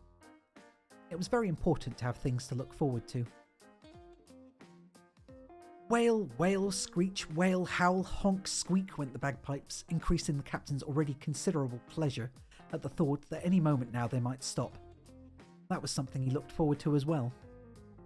What else was pleasant, he asked himself. Well, so many things. The red and gold of the trees now that autumn was approaching, the peaceful chatter of scissors a few feet from his bath, where a couple of hairdressers were exercising their skills on a dozing art director and his assistant, the sunlight gleaming off of 6 shiny telephones lined up along the edge of this rock-hewn bath. The only thing nicer than a phone that didn't ring all the time, or indeed at all, was 6 phones that didn't ring all the time, or indeed at all. Nicest of all was the happy murmur of all the hundreds of people slowly assembling in the clearing around him to watch the afternoon committee meeting. The captain punched his rubber duck playfully on the beak. The afternoon committee meetings were his favourite. Other eyes watched the assembling crowds. High in a tree on the edge of the clearing squatted Ford Prefect, lately returned from foreign climes. After his 6 months' journey he was lean and healthy, His eyes gleamed. He wore a reindeer skin coat. His beard was as thick and his face as bronzed as a country rock singer's. He and Arthur Dent had been watching the golf for Shannons for almost a week now, and Ford had decided to stir things up a bit. The clearing was now full. Hundreds of men and women lounged around, chatting, eating fruit, playing cards, and generally having a fairly relaxed time of it. Their tracksuits were now all dirty and even torn, but they all had immaculately styled hair. Ford was puzzled to see that many of them had stuffed their tracksuits full of leaves and wondered if there was meant to be a sort of insulation against the coming winter. Ford's eyes narrowed. They couldn't be interested in botany all of a sudden, could they? In the middle of these speculations, the captain's voice rose above the hubbub. "All right," he said. "I'd like to call the meeting to some sort of order if that's at all possible. Is that all right with everybody?" He smiled genially. "In a minute, when you're all ready." Talking gradually died away and the clearing fell silent, except for the bagpipes who seemed to be in some wild and uninhabitable musical world of his own. A few of those in his immediate vicinity threw some leaves to him. If there was any reason for this, then it escaped Ford Prefect for the moment. A small group of people had clustered around the captain, and one of them was clearly beginning to speak. He did this by standing up, clearing his throat, and then gazing off into the distance as if to signify to the crowd that he would be with them in a minute. The crowd, of course, were riveted, and all their eyes turned on him. A moment of silence followed, which Ford judged to be the right dramatic moment to make his entry. The man turned to speak. Ford dropped down out of the tree. "Hi there," he said. The crowd swiveled around. "Ah, my dear fellow," called out the captain. "Got any matches on you, or a lighter, or anything like that?" "No," said Ford, sounding a little deflated. It wasn't what he'd prepared. He decided he'd better be on a little stronger on the subject. "No, I haven't," he continued. "No matches. Instead, I bring you news." "Pity," said the captain. "We've all run out, you see. Haven't had a hot bath in weeks." Ford refused to be headed off. "I bring you news," he said, "of a discovery that might interest you." "Is it on the agenda?" snapped the man who Ford had interrupted. Ford smiled a broad country rock singer smile.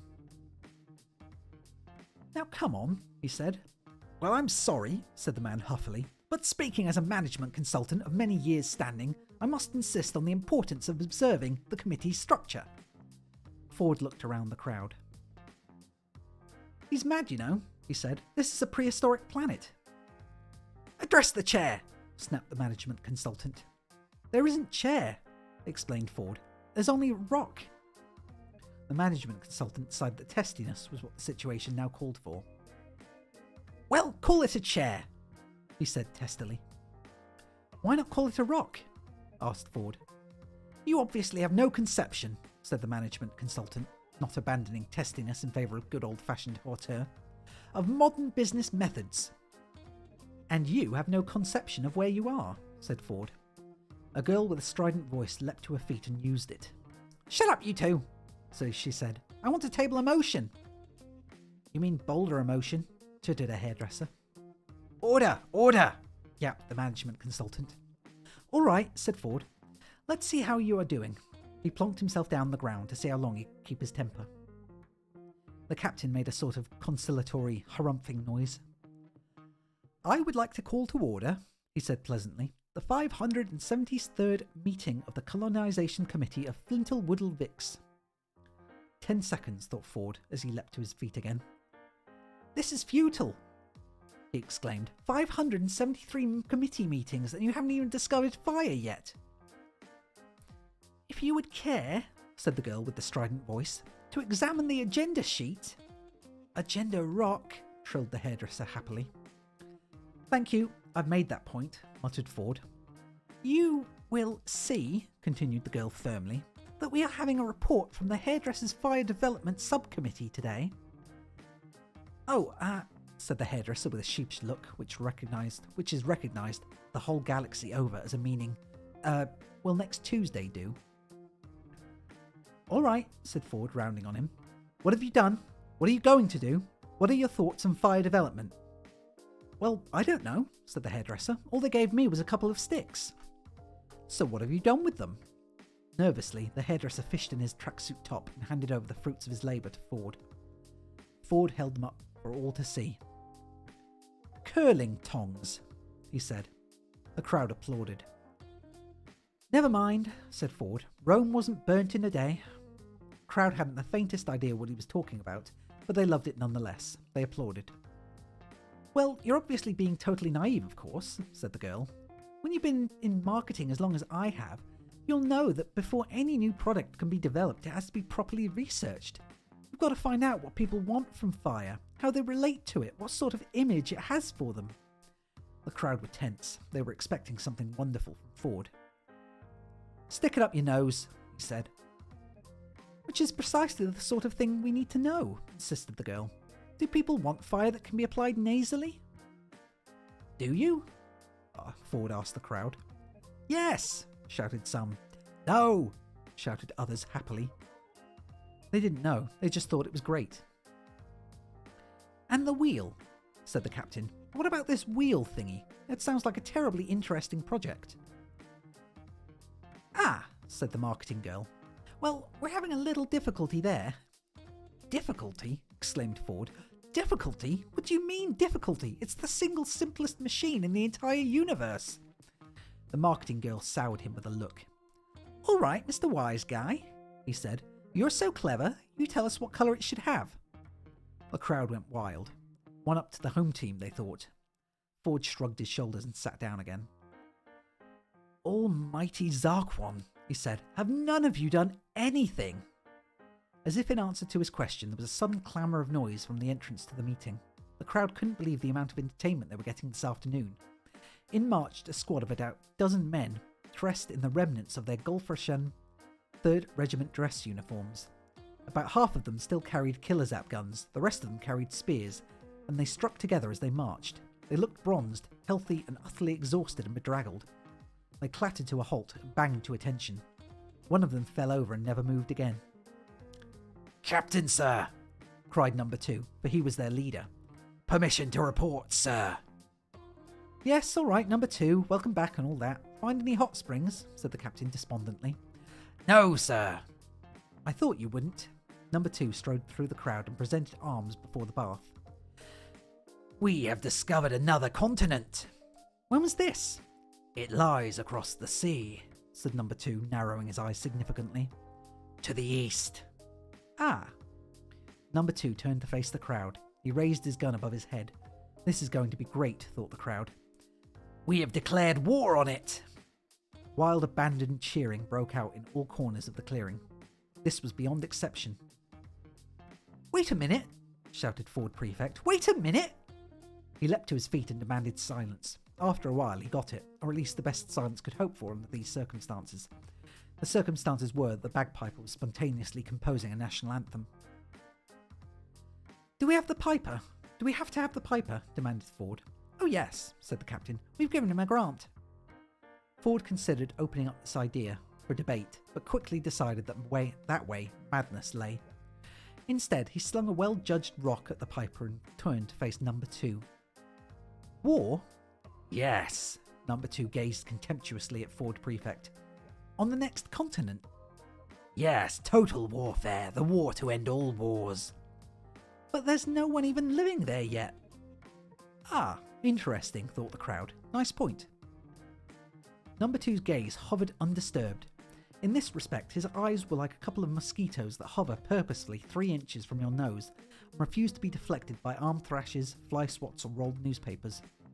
"I know that," he said, "but there will be one day. So we have left an open-ended ultimatum." "What?" "And blown up a few military installations." The captain leaned forward out of his bath. "Military installations, number 2? He said. For a moment the eyes wavered. Yes, sir. Potential military installations, all right. Trees." The moment of uncertainty passed.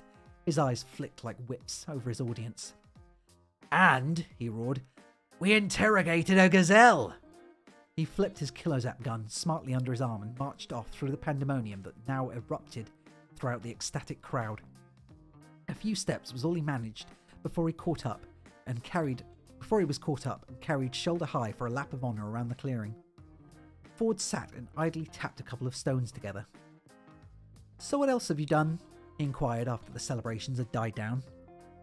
"We've started a culture," said the marketing girl. "Oh yes," said Ford. "Yes, one of our film producers is already making a fascinating documentary about indigenous cavemen of the area." "They're not cavemen."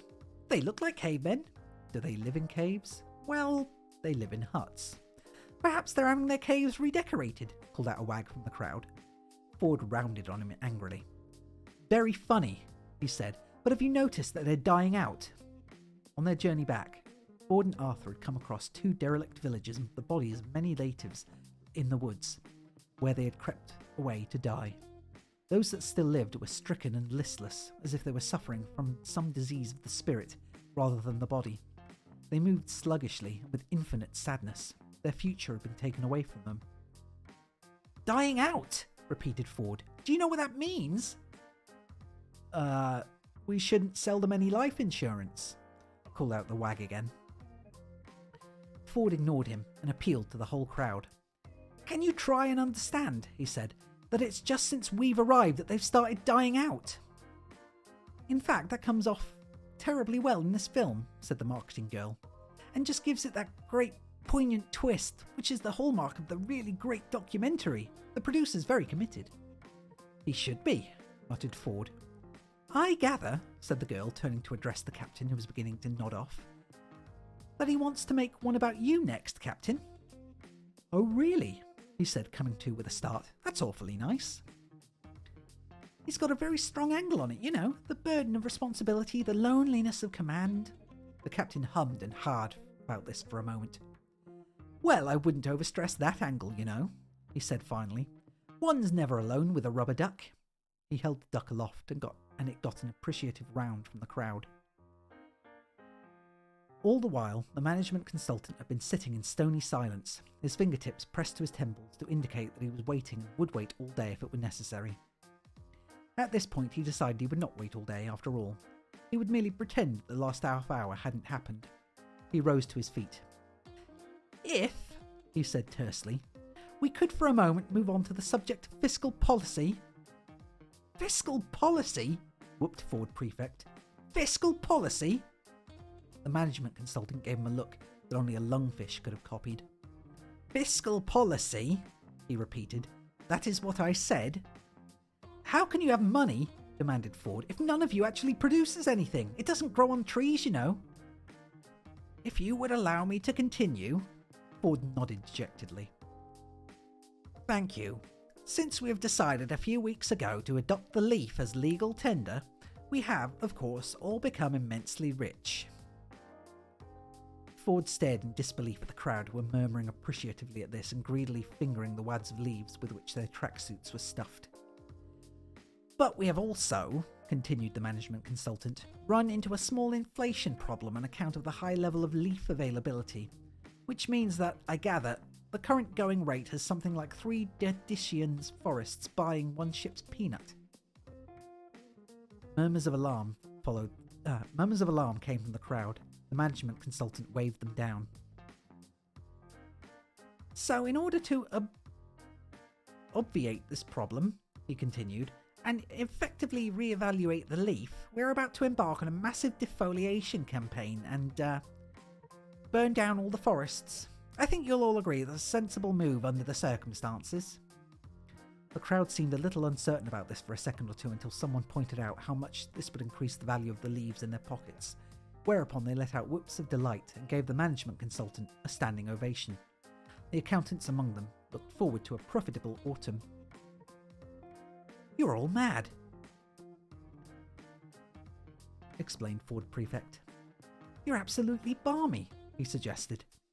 "You're a bunch of raving nutters," he opined. The tide of opinion started to turn against him. What had started out as an excellent entertainment had now, in the crowd's view, deteriorated into mere abuse, and since this abuse was in the main direction at them. The book's weirdly written. And since this abuse was in the main direction of them, they wearied of it. Sensing this shift in the wind, the marketing girl turned on him. "Is it perhaps in order," she demanded, "to inquire what you've been doing all these months then? You and that other interloper have been missing since the day we arrived." "We've been on a journey," said Ford. "We went to try and find out about something about this planet." "Oh," said the girl archly. "That doesn't sound very productive to me." "No? Well, I got news for you, my love. We have discovered this planet's future." Ford waited for the statement to have its effect. It didn't have any. They didn't know what he was talking about. He continued. "It doesn't matter a pair of fetid dingo's kidneys what you all have to choose to do from now on. Burn down the forest, anything. It doesn't make a scrap of difference. Your future's history has already happened. 2 million years you've got, and that's it. At the end of that time, your race will be dead, gone, and good riddance to you. Remember that. 2 million years. The crowd muttered to itself in annoyance. People as rich as they had suddenly... The crowd muttered to itself in annoyance. People as rich as they had suddenly become shouldn't be obliged to listen to this sort of gibberish. Perhaps they could tip the fellow a leaf or two and he would go away. They didn't need to bother. Ford was already stalking out of the clearing, pausing only to shake his head at number 2, who was already firing his killer zap gun into some neighbouring trees. He turned back once. 2 million years! He said and laughed. "Well," said the captain with a smooth, soothing smile. "Still time for a few more baths. Could someone pass me the sponge? I just dropped it over the side." Chapter 33. A mile or so away through the wood, Arthur Dent was too busily engrossed with what he was doing to hear Ford Prefect approach. What he was doing was rather curious, and what it was this. On a wide, flat piece of rock he had scratched out the shape of a large square, subdivided into 169 smaller squares, 13 to a side. Furthermore, he had collected together a pile of smallish, flattish stones and scratched the shape of a letter onto each. Sitting morosely around the rock were a couple of surviving local native men, whom Arthur Dent was trying to introduce the curious concept embodied in these stones. So far they had not done well. They had attempted to eat some of them, bury others, and throw the rest of them away. Arthur had finally encouraged one of them to lay a couple of stones on the board he had scratched out, which was not even as far as he'd managed to get the day before. Along with the rapid deterioration of the morale of these creatures, there also seemed to be a corresponding deterioration in their actual intelligence. In an attempt to egg them along, Arthur set out a number of letters on the board himself, and then tried to encourage the natives to add some more themselves. It was not going well. Ford watched quietly from beside a nearby tree. "No," said Arthur to one of the natives who had just shuffled some of the letters around in a fit of abysmal dejection. "Q scores 10, you see, and it's on a triple word score too, so look, I've explained the rules to you. No, look, please, put down the jawbone, okay, alright, we'll start again, and try to concentrate this time." Ford leaned his elbow against the tree and his hand against his head. "What are you doing, Arthur?" he asked quietly. Arthur looked up with a start. He suddenly had a feeling that all of this might look slightly foolish. All he knew was that it had worked like a dream on him when he was a child, but things were different then, or rather would be. "I'm trying to teach the cavemen to play Scrabble," he said. "They're not cavemen," said Ford. "They look like cavemen." Ford let it pass. "I see," he said. "It's uphill work," said Arthur wearily. "The only word they know is grunt, and they can't spell it." He sighed and sat back. "What's that supposed to achieve?" asked Ford. "We've got to encourage them to evolve, to develop." Arthur burst out angrily, hoping that the weary sigh and then the anger might do something to counteract the overriding feeling of foolishness from which he was currently suffering. It didn't. He jumped to his feet. "Can you imagine what a world we would have descended from with those cretins we arrived with?" he said. "Imagine?" said Ford, raising his eyebrows. "We don't have to imagine. We've seen it." "But..." Arthur waved his arms about hopelessly. "We've seen it," said Ford. "There's no escape." Arthur kicked at a stone. "Did you tell them what we've discovered?" he asked. Said Ford, not really concentrating. "Norway," said Arthur. "Slarty Bartfast's signature in the glacier. Did you tell them?" "What's the point?" said Ford. "What would it mean to them?" "Mean?" said Arthur. "Mean? You know perfectly well what it means. It means that this planet is the Earth. It's my home. It's where I was born. Was? Said Ford. All right, will be. Yes, in 2 million years' time. Why don't you go tell them that? Go and say to them, excuse me, I'd just like to point out that in 2 million years' time, I will in fact be born just a few miles from here. See what they say. They'll chase you up a tree and set fire to it. Arthur absorbed this unhappily. Face it, said Ford. Those Zeebs over there are your ancestors, not these poor creatures here. He went over to where the ape-man creatures were rummaging listlessly with stone letters. He shook his head. Put the Scrabble away, Arthur, he said. It won't save the human race because this lot aren't going to be the human race. The human race is currently sitting around on a rock on the other side of this hill making documentaries about themselves. Arthur winced. There must be something we can do, he said. A terrible sense of desolation thrilled through his body. That he should be here, on the Earth which had now lost its future in a horrifying, arbitrary catastrophe, and which now seemed to lose its past as well. No, said Ford, there's nothing we can do. This doesn't change the history of the Earth, you see. This is the history of the Earth. Like it or leave it, the Golfrashinans are the people you are descended from. In 2 million years, they get destroyed by the Vogons. History is never altered, you see. It just fits together like a jigsaw. Funny old thing, life, isn't it? He picked up the letter Q and hurled it into a distant pivot bush where it hit a young rabbit. The rabbit hurtled off in terror, and didn't stop till it was set upon and eaten by a fox, which choked on one of its bones and died on the bank of a stream, which subsequently washed it away. That's a depressing thought. During the following weeks, Ford Prefect swallowed his pride and struck up a relationship with the girl who had been a personnel officer on Golfrashinam, and he was terribly upset when she suddenly passed away as a result of drinking water from a pool that had been polluted by the body of a dead fox. The only moral it is possible to draw from this story is that one should never throw the letter Q into a pivot bush. But unfortunately, there are times when it is unavoidable. Like most of the really crucial things in life, this chain of events was completely invisible to Ford Prefect and Arthur Dent. They were looking sadly at one of the natives morosely pushing around the letters. Poor bloody cavemen, said Arthur. They're not... What? Oh, never mind. The wretched creature let out a pathetic howling noise and banged on the rock. It's been a bit of a waste of time for them, hasn't it? Said Arthur. Muttered the native and banged on the rock again. They've been out-evolved by telephone sanitizers. Insisted the native, continuing to bang on the rock. Why does he keep banging on the rock? Said Arthur. I think he probably wants you to play Scrabble with him again, said Ford. He's pointing at the letters. Probably spelt again. Poor bastard. I keep on telling him there's only one G in Krz. The native banged on the rock again. They looked over his shoulder. Their eyes popped. There, amongst the jumble of letters, were 8 that had been laid out in a clear, straight line. They spelt 2 words. The words were these. 42. Explained the native. He swept the letters angrily away and mooched under a nearby tree with his colleague. Ford and Arthur stared at him. They stared at each other. Did that say what I thought it said? They both said to each other. Yes, they both said. 42, said Arthur.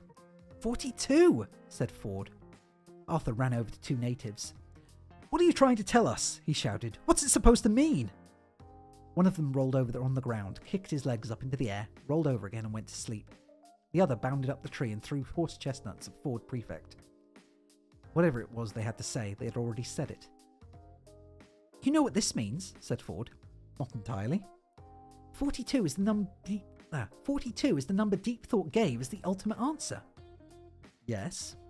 And the Earth is the computer Deep Thought designed and built to calculate the question to the ultimate answer. So we are led to believe. And organic life is part of the computer matrix. If you say so. I do say so. So that means these natives, these ape men, are an integral part of the computer program, and that we and the Golfrashinans are not. But the cavemen are dying out, and the Golfrashinans are obviously set to replace them. Exactly. So do you see what this means? What? Cock up, said Ford Prefect. Arthur looked around at him. This planet is having a bloody time of it. he said. Ford puzzled for a moment. Still, something must have come of that, he said at last, because Marvin said he could see the question printed in your brainwave patterns.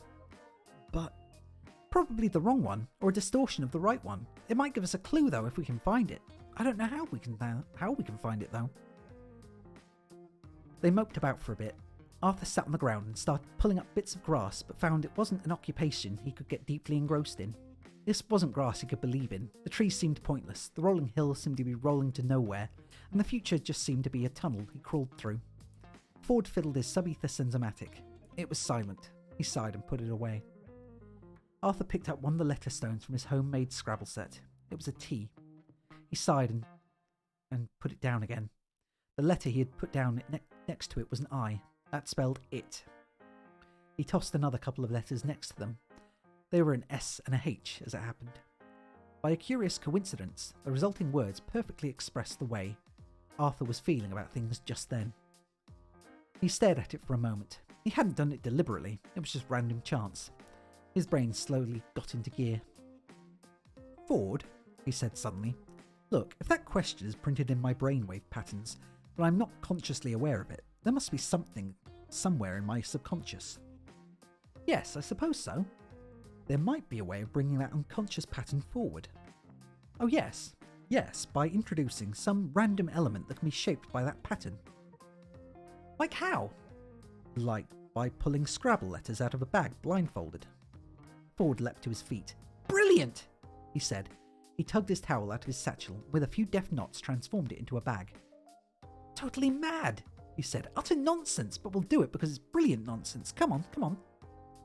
The sun passed and respectfully fell behind a cloud. A few small, sad raindrops fell. They piled together all the remaining letters and dropped them into a bag. They shook them up.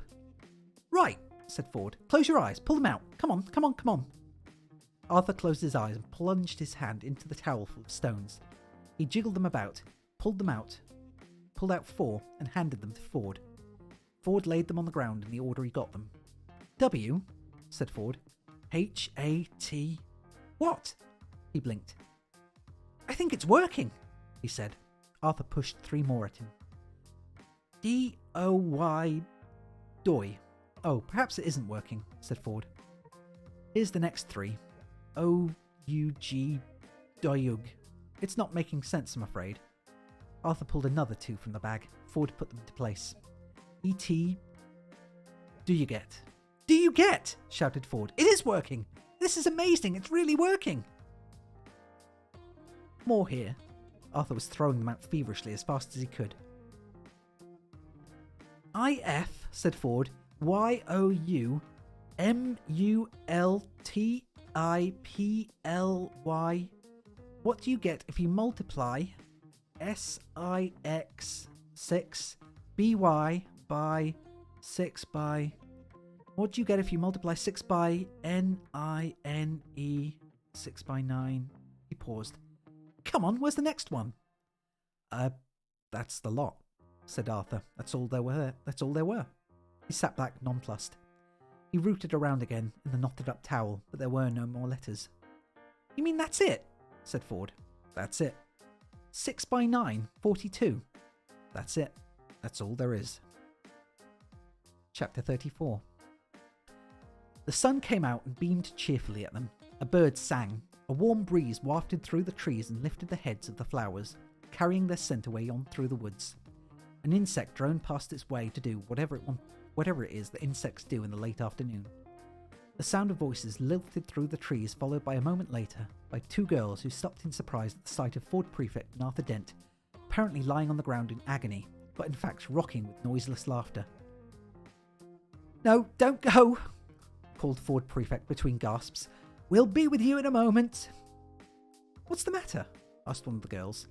She was taller and slimmer of the 2. On Gulfrashinam, she had been a junior personnel officer, but hadn't liked it much. Ford pulled himself together. Excuse me, he said. Hello, my friend and I were just contemplating the meaning of life. Frivolous exercise. Oh, it's you, said the girl. You made a bit of a spectacle yourself this afternoon. You were quite funny to begin with, but you did bang on a bit. Did I? Oh, yes. Yes, what was all that for? asked the other girl, a shorter, round-faced girl who had been art director for a small advertising company on Golka Frisha. Whatever the privations of this world were, she went to sleep every night profoundly grateful for the fact that whatever she had to face the next morning, it wouldn't be 100 almost identical photographs of moodily lit tubes of toothpaste. For? Nothing. For nothing. Nothing's for anything, said Ford Prefect happily. Come and join us. I'm Ford. This is Arthur. We were just about to do nothing at all for a while, but it can wait. The girls looked at them doubtfully. I'm Agda, said the tall one. This is Mella. Hello, Agda. Hello, Mella, said Ford. Do you talk at all? Said Mella to Arthur. Oh, eventually, said Arthur with a smile, but not as much as Ford. Good. There was a slight pause. What did you mean, asked Agda, about only having 2 million years? I couldn't make sense of what you were saying. Oh, that, said Ford. It doesn't matter. It's just the world gets demolished. Oh. It's just that the world gets demolished to make way for a hyperspace bypass, said Arthur with a shrug. But that's 2 million years away, and anyway, it's just Vogons doing what Vogons do. Vogons? Said Mella. Yes, you wouldn't know them. Where'd you get this idea from? It really doesn't matter. It's just like a dream from the past, or the future. Arthur smiled and looked away. Does it worry you that you don't really make any kind of sense? Said Agda. Listen, forget it, said Ford. Forget all of it. Nothing matters. Look, it's a beautiful day. Enjoy it. The sun, the green of the hills, the river down the valley, the burning trees. Even if it's only a dream, it's a pretty horrible idea, said Mella. Destroying a world just to make a bypass. Oh, I've heard of worse, said Ford. I read of one planet off in the 7th dimension that got used as a ball in a game of intergalactic bar billiards. Got potted straight into a black hole. Killed 10 billion people. That's mad, said Mella. Yes, only scored 30 points too. Agda and Mella exchanged glances. Look, said Agda, there's a party after the committee meeting tonight. You can come along if you like. Yeah, okay, said Ford. I'd like to, said Arthur. Many hours later, Arthur and Mella sat and watched the moon rise over the dull red glow of the trees.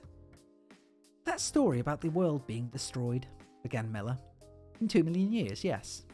You say as if you think it's really true. Yes, I think it is. I was there.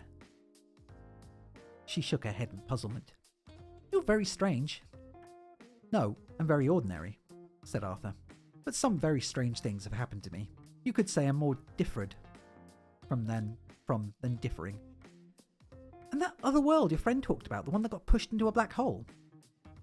Ah, that I don't know about. It sounds like something from the book. What book? Arthur paused. The Hitchhiker's Guide to the Galaxy, he said at last. What's that? Oh, just something I threw into the river this evening. I don't think I'll be wanting it anymore, said Arthur Dent. And that's the end of The Restaurant at the End of the Universe, Book 2. I forgot it ended there. Wow. So yeah, that's left Arthur and Ford stranded on prehistoric Earth, or Earth with cavemen, anyway, who turn out to be a race of aliens. Yeah. Bit of a bittersweet ending to that one, I think. Although at least Arthur seemed happy, which is nice. But yeah, so next I was going to have a quick drink, and then I was going to get started reading Red Dwarf's Infinity Welcomes Careful Drivers, which is a novelization of the TV show that was around in the 80s to 90s, or late 80s to late 90s, and has a very colourful cast of characters who are all played by British people, but all are differently accented. And I'm a little bit worried for my abilities to actually quote-unquote voice act in this case, because my voice acting is not strong, but I enjoy doing it nonetheless. So I'm just going to do a quick check of my blood sugars and so get a drink, and then we will get going. So I'll be back in just a moment. There we go.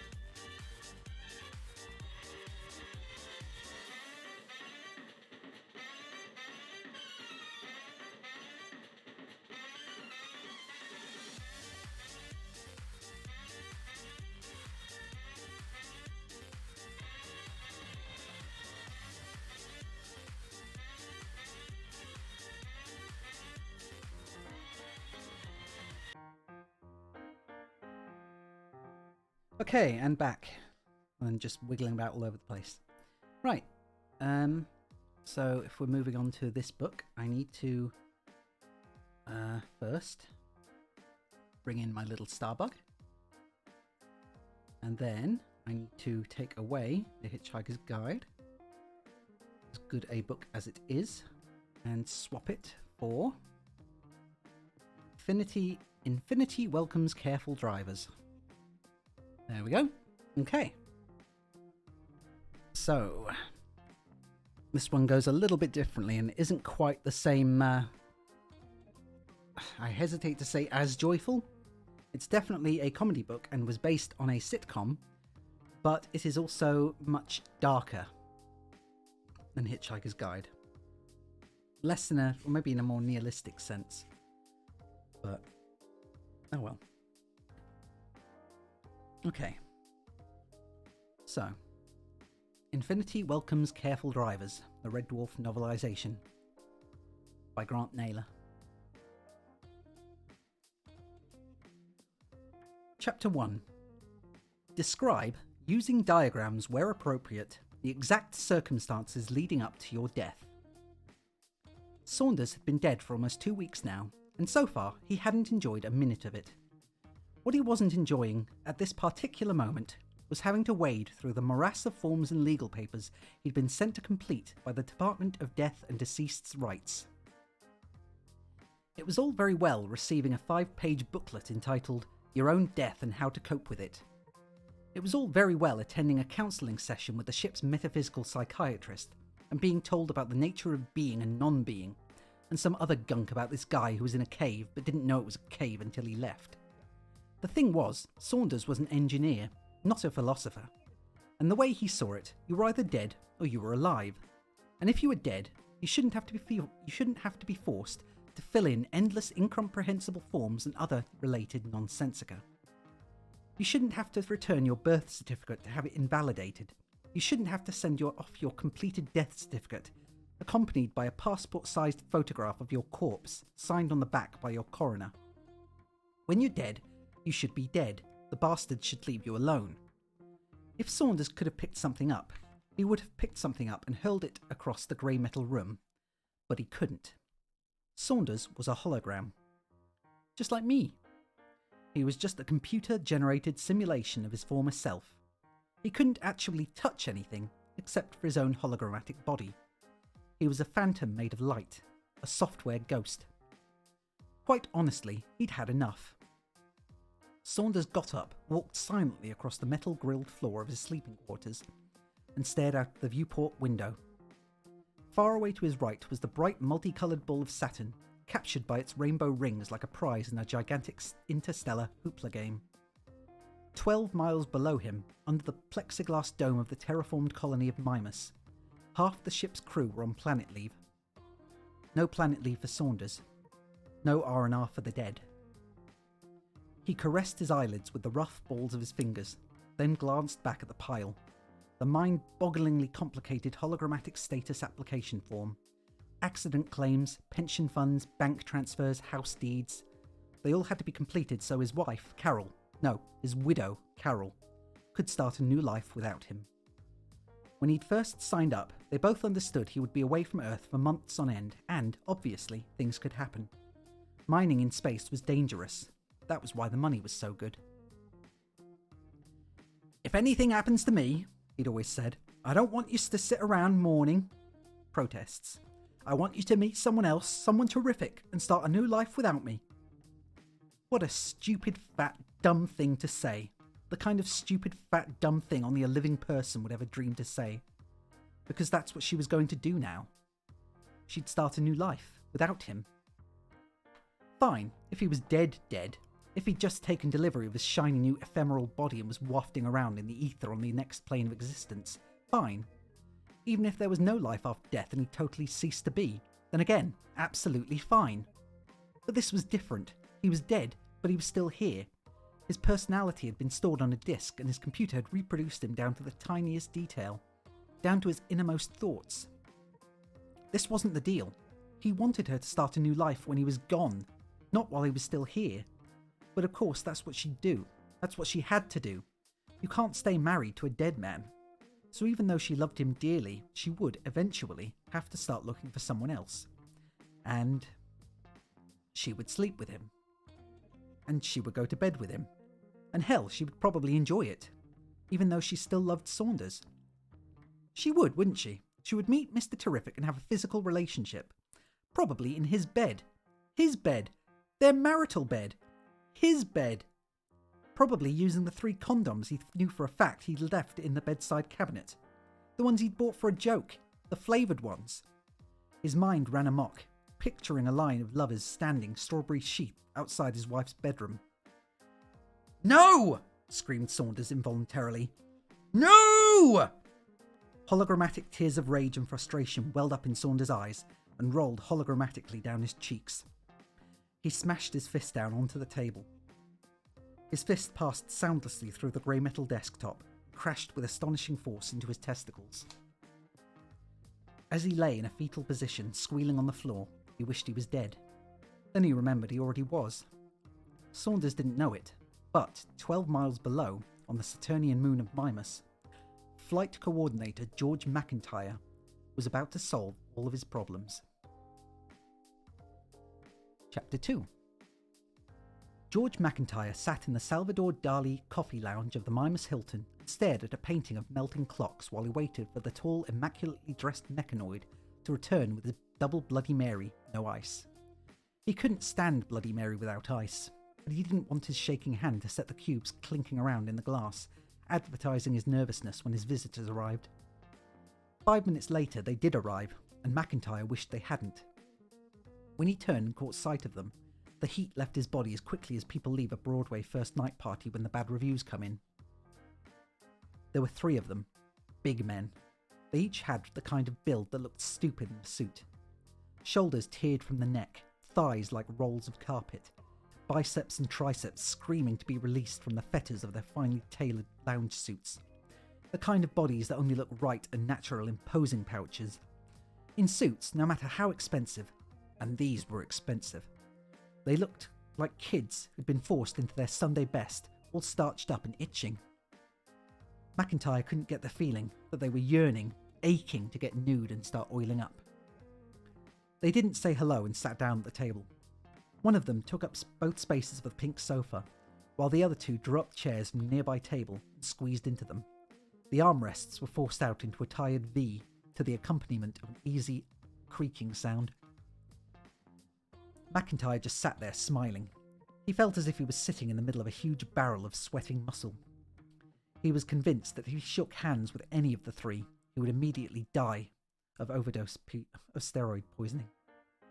He wondered, though not too hard, why one of them was carrying a pair of industrial bolt clippers. The tall, immaculately dressed mechanoid came up and served McIntyre his Bloody Mary. All 3 of the men ordered decaf coffee. While they waited for it to arrive, they chatted with McIntyre. Small talk, difficulties parking, decor, the irritating Muzak. When the coffee came, McIntyre pretended not to notice that they couldn't get their fingers through the cup handles. The man on the sofa lifted up a briefcase and fiddled clumsily with the lock. For a moment, McIntyre found himself feeling sorry for the man. Everything was too small for him. The briefcase, the coffee cup, the suits. Then he remembered the bolt clippers and stopped feeling sorry for the man and started feeling sorry for himself again. The case eventually sprang open and the man took out a fold-out 3-page document and handed it to McIntyre with a pen.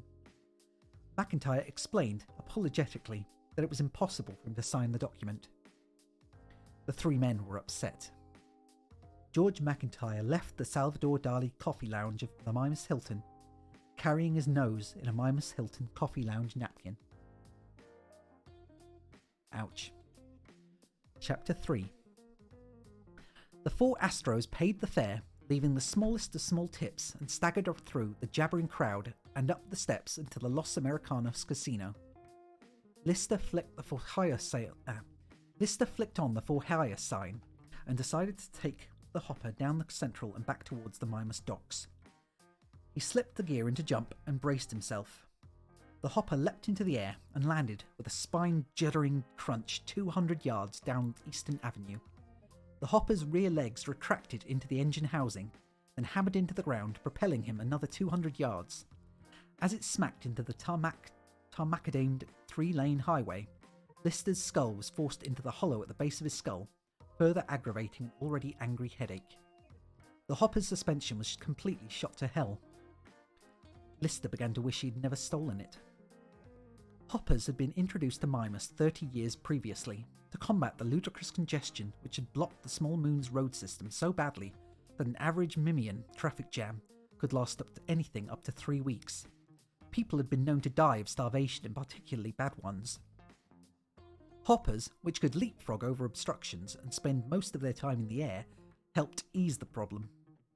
True, there were a fair number of mid-air collisions, and there was always the possibility of being landed on by a drunk-driven hopper, but by and large, you reached your destination the same season you set off. Lister watched with envy as another hopper overtook him with the easy grace of a frolicking deer.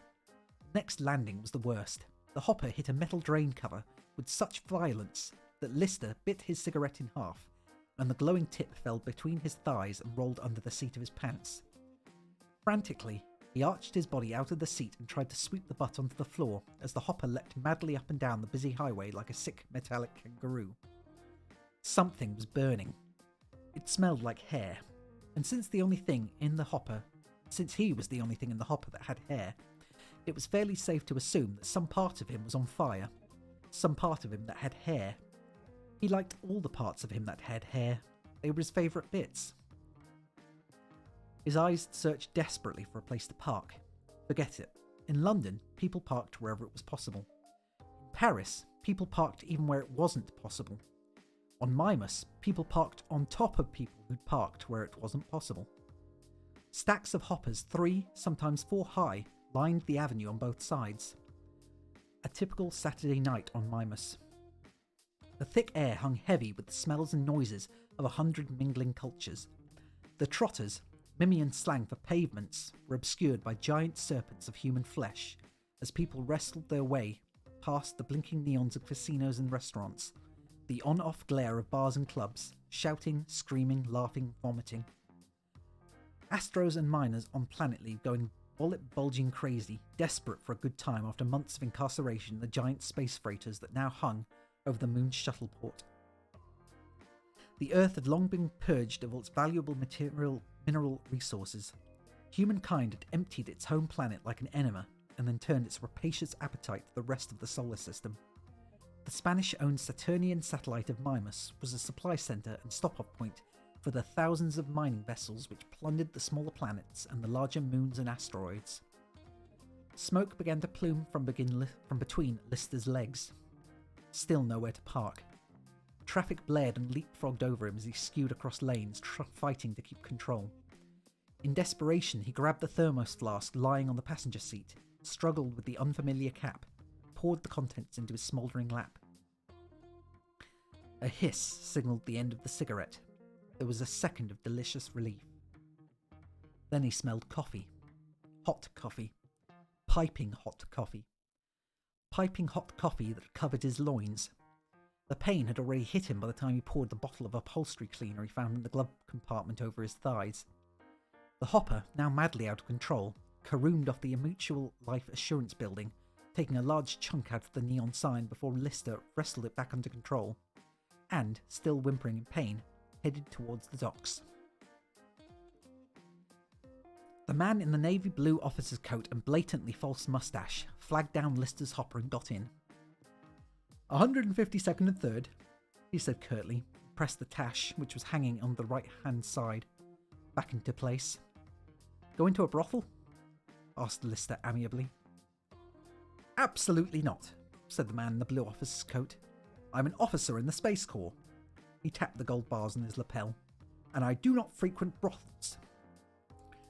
I just thought, what with the 152nd and 3rd being slap bang in the middle of a red light area? Well, you're not paid to think, you're paid to drive. Lister flicked on the hired sign, slipped the hopper into jump, bounced off to the district locals affectionately referred to as Shagtown. On the first landing, the officer's moustache was jolted almost clear off his face. What the smeg's wrong with the his head disappeared into the soft felting of the cab's roof. Shun! He bounced back down into the seat. It's the roads, Lister lied. They stopped at a blue light. At right angles to them, 30 hoppers sprang forward like a herd of erratic gazelles pursued by a pack of wolves. What's it like? What's what like? Said the man, feeling his jaw, convinced a tooth had been loosened in the last landing.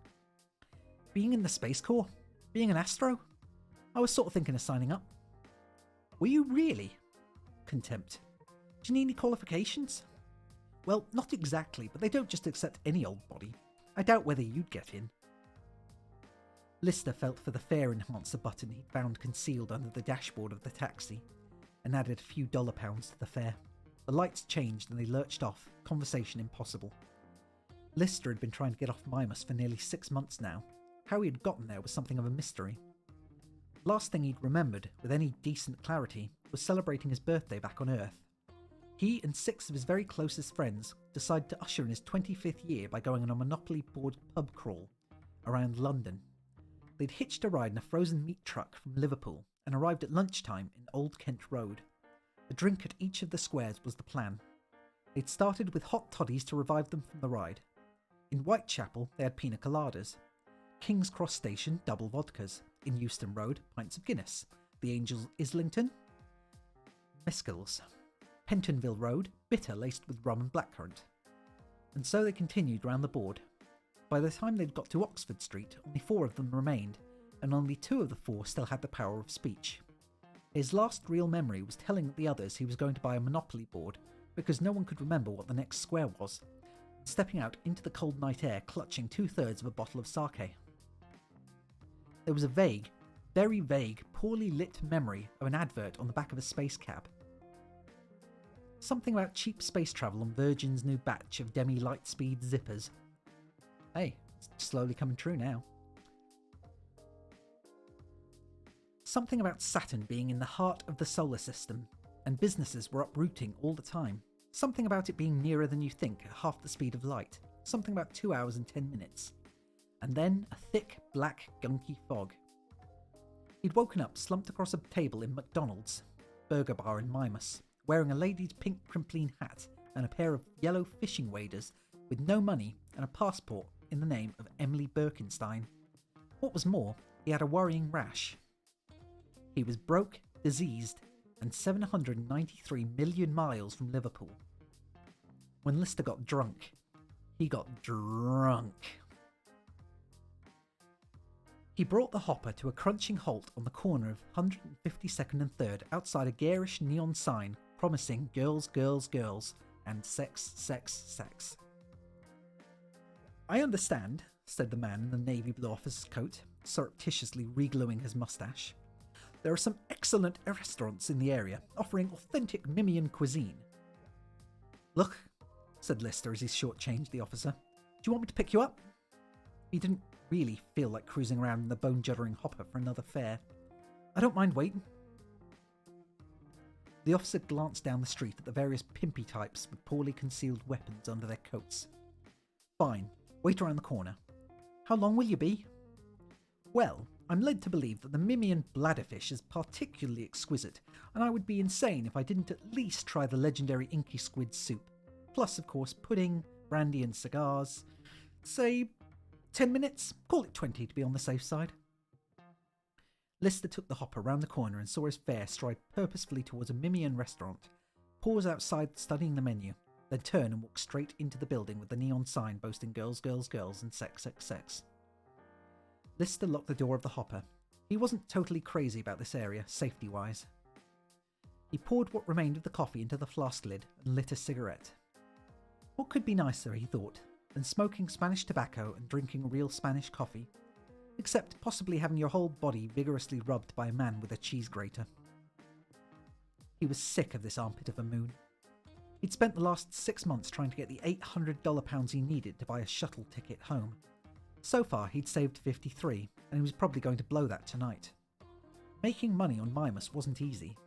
For a start, you needed a work permit, and Lister obviously didn't have a work permit, because officially, he didn't exist. Officially, Lister wasn't here, Officially, he was a space bag lady called Emily Birkenstein. Hence his problem, which he attempted to solve by stealing taxi hoppers. Each evening, or at least each evening he felt in the mood, which turned out to be out one evening in 4, he'd hang around taxi hopper ranks and wait for drivers to converge for warmth and conversation in a single cab. When he was convinced it was safe, he'd steal the rearmost hopper and bounce around the seedier districts of the colony, where few taxicabs and absolutely no police ever went, and pocket the night's takings before abandoning the hopper at a busy rank back at Mimas Central. If he'd set about his hopper scam in a slightly more businesslike way, the chances are he'd been off Mimas within a month.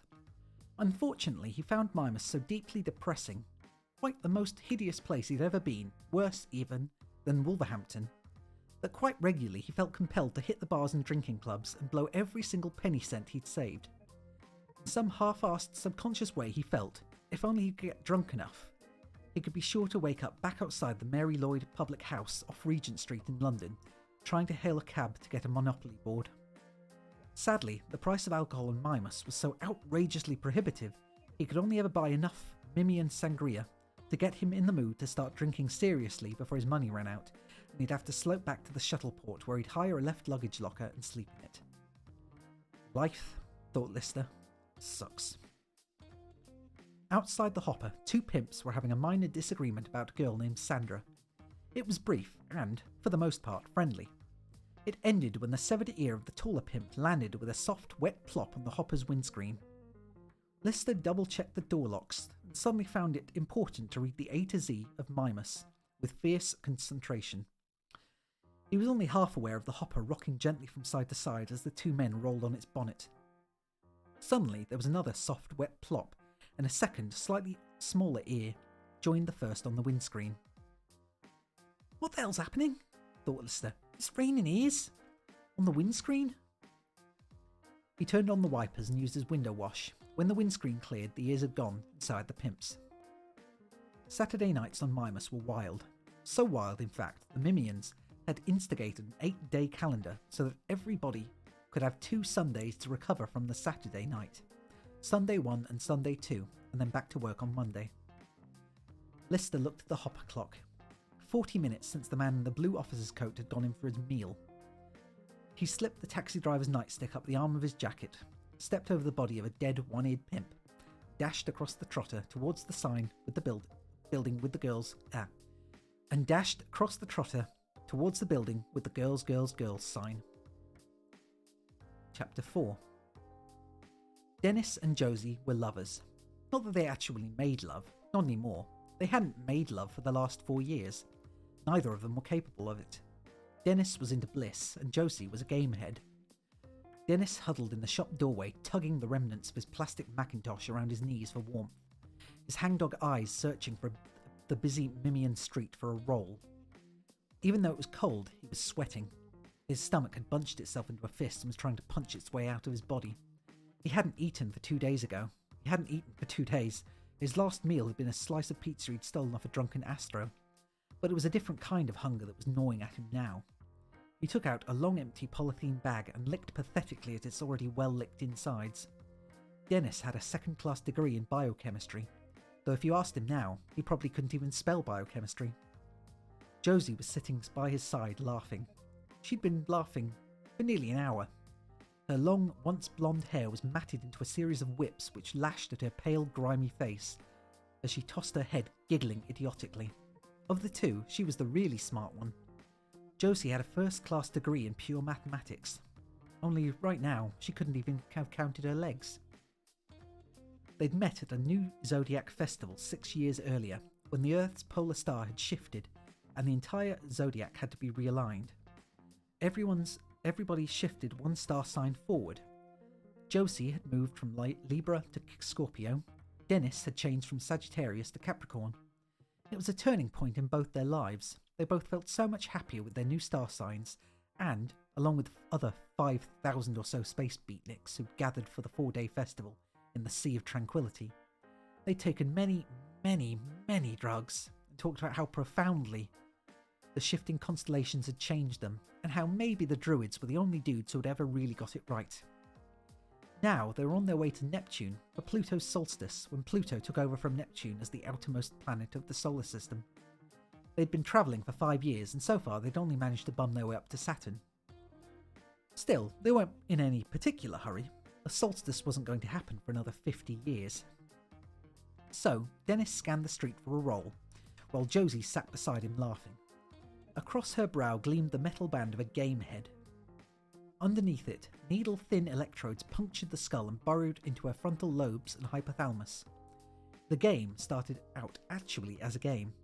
It was intended to be the zenith of computer game technology. Tiny computer chips in the electrodes transmitted signals directly to the brain.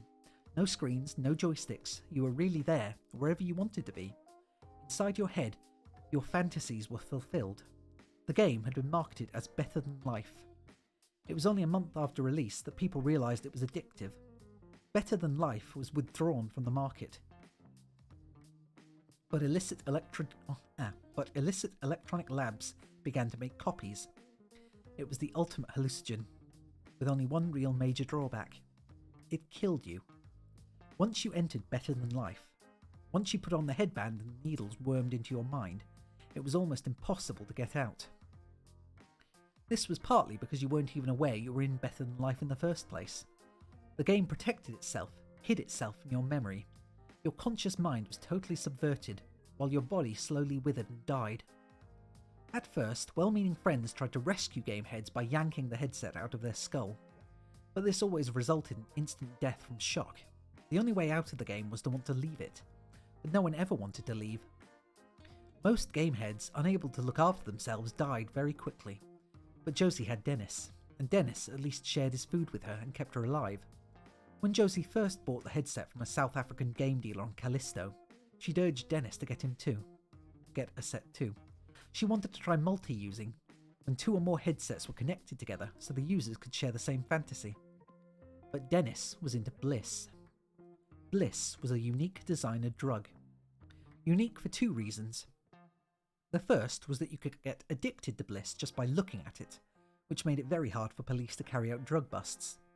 The second was its effect. It made you believe you were God. It made you feel that you were all-seeing, all-knowing, eternal and omnipotent. Which was laughable, really, because when you were on Bliss, you couldn't even lace your shoes. The Bliss high lasted 15 minutes. After coming down, the resulting depression lasted 25 years. Few people could live with it, so they had to take another belt.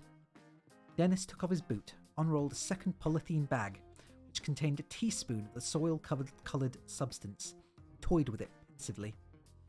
He always saved a final belt for when he needed to roll someone for money, which is what he was going to do right now.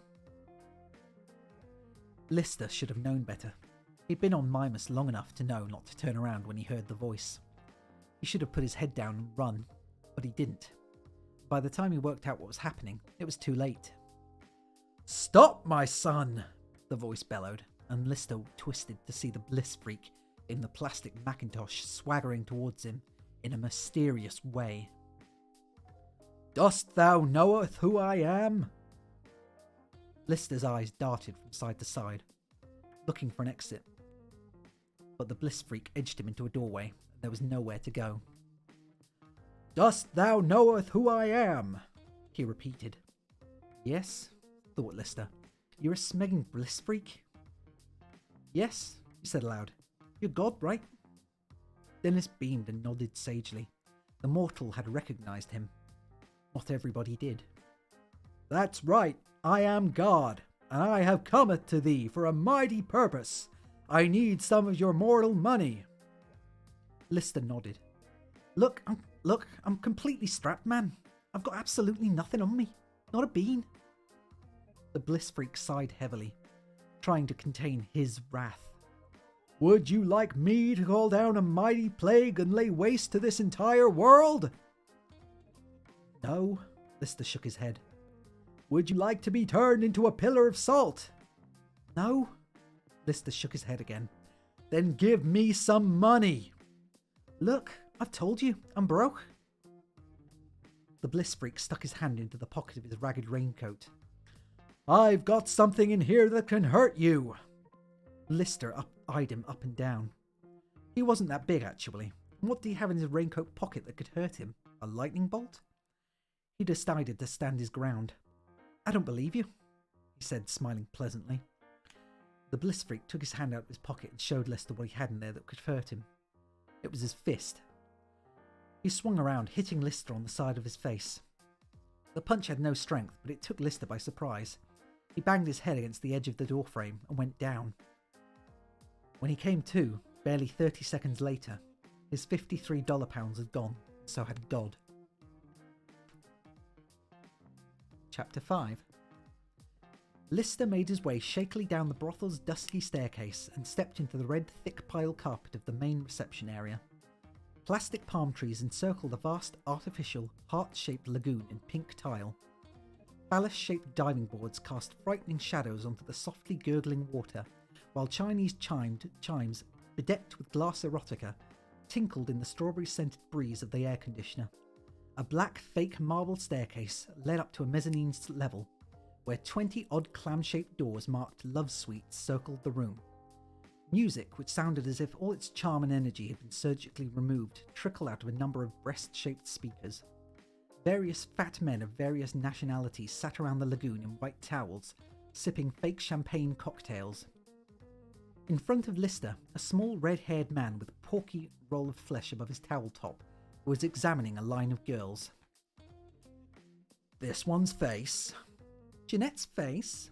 The madame followed behind him, taking notes. This one's breasts. Candy's bosom, an excellent and most popular choice. Legs. I'll have the right one from her and the left one from her. The madame scribbled furiously. Barbie's left, Tina's right.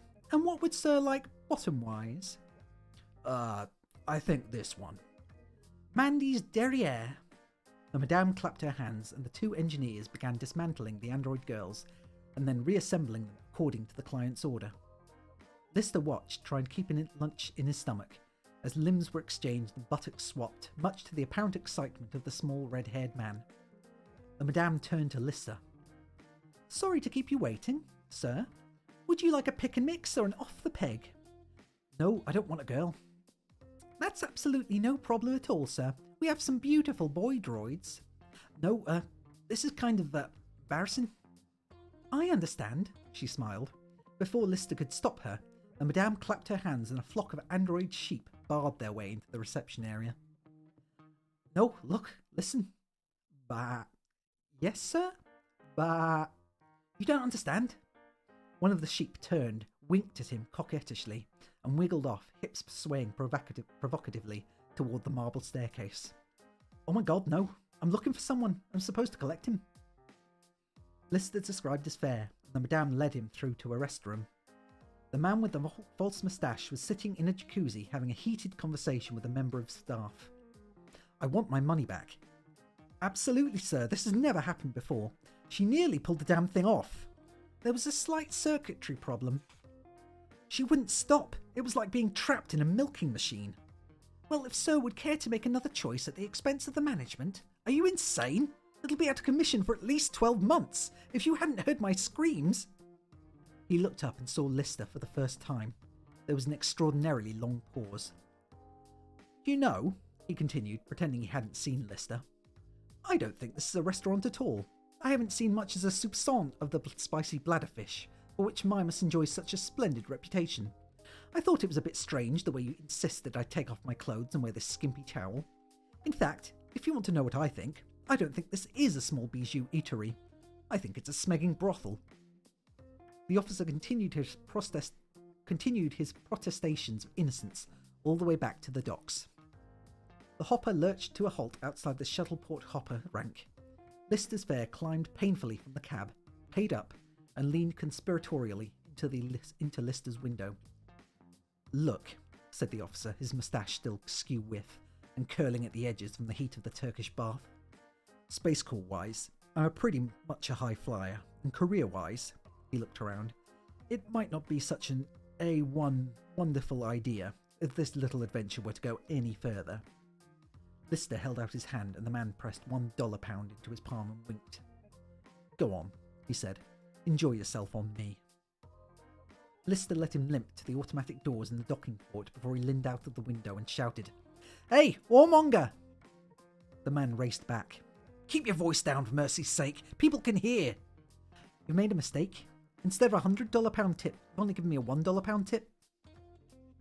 "Right," said the officer, loosening the buckle on his money belt and extracting a brown leathery purse. "It's a dirty world, and I suppose I'm going to have to pay the toll." He handed over a stale-smelling note. "You're very kind." Lister took the note and stuck it behind the upturned earmuffs on his leather deerstalker. "Very kind." "Just provided we understand this is the end of the matter." "Sure." "Don't try coming back for more. Don't cross me, okay?" "Sure." "Nobody crosses Christopher Todhunter and gets away with it." He closed his purse, which was monogrammed Arnold J. Rimmer, BSc, SSC, and walked back across the forecourt. Lister leaned out of his window. "See you, Rimmer?" "Yeah. Bye," said Rimmer absently.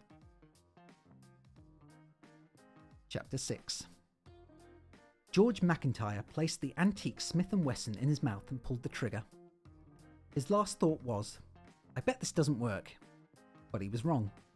The bullet passed through the back of his head, killing him instantly before it sailed through his rubber plant, and ended its brief but eventful journey in the wall of his office. The rubber plant was surprised. If the rubber plant could have spoken, it wouldn't have said anything. That's how surprised the rubber plant was. Over the last few weeks, it had witnessed the gradual deterioration of McIntyre's mental health, but if the rubber plant had had a name, it would have said, "George McIntyre is not the kind of guy to commit suicide, or my name's not..." Whatever its name would have been, had it had one. Three medical orderlies duly arrived, followed by 2 doctors, the captain, the morale officer, and the ship's head of security. They put McIntyre's body on a stretcher and took him away. 8 people in all passed through McIntyre's room, and not one of them, the rubber plant reflected rather bitterly, had expressed the slightest interest in the gaping bullet hole which went straight through the middle of its favourite leaf. His biggest and greenest leaf, the only leaf he was truly 100% happy with. The humans muttered darkly about why McIntyre would have done such a thing. The rubber plant knew, but it wouldn't have told them, even if it could have. Saunders lay on the brown leather couch in the medical unit, or so it appeared to the naked eye. In actuality, he was suspended 0.5 millimetre or so above it. The hologrammatic illusion of Saunders' body was provided by a light bee. The light bee, a minute projection device the size of a pinhead, hovered in the middle of his body, receiving data from the hologram simulation suite, which it then transmitted into a 3D form. The effect was so convincing, so real, that all holograms bore a 2-inch-high metallic-looking H on their foreheads, so that they could never be mistaken for living people.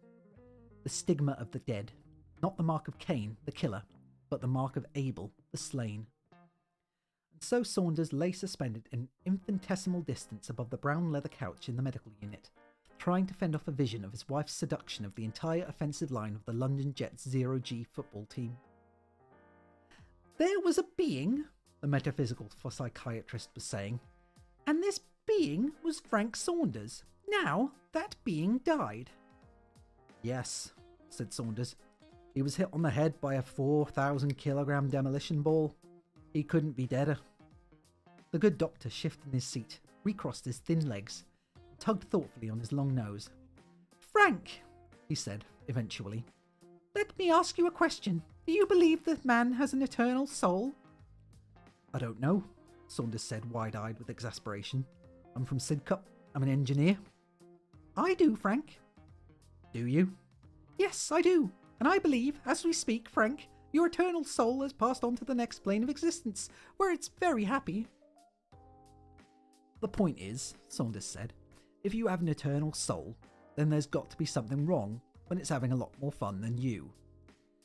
"Look," the metaphysical psychiatrist continued unabashed, "you are not the being called Frank Saunders. That being called Frank Saunders no longer exists in this dimension."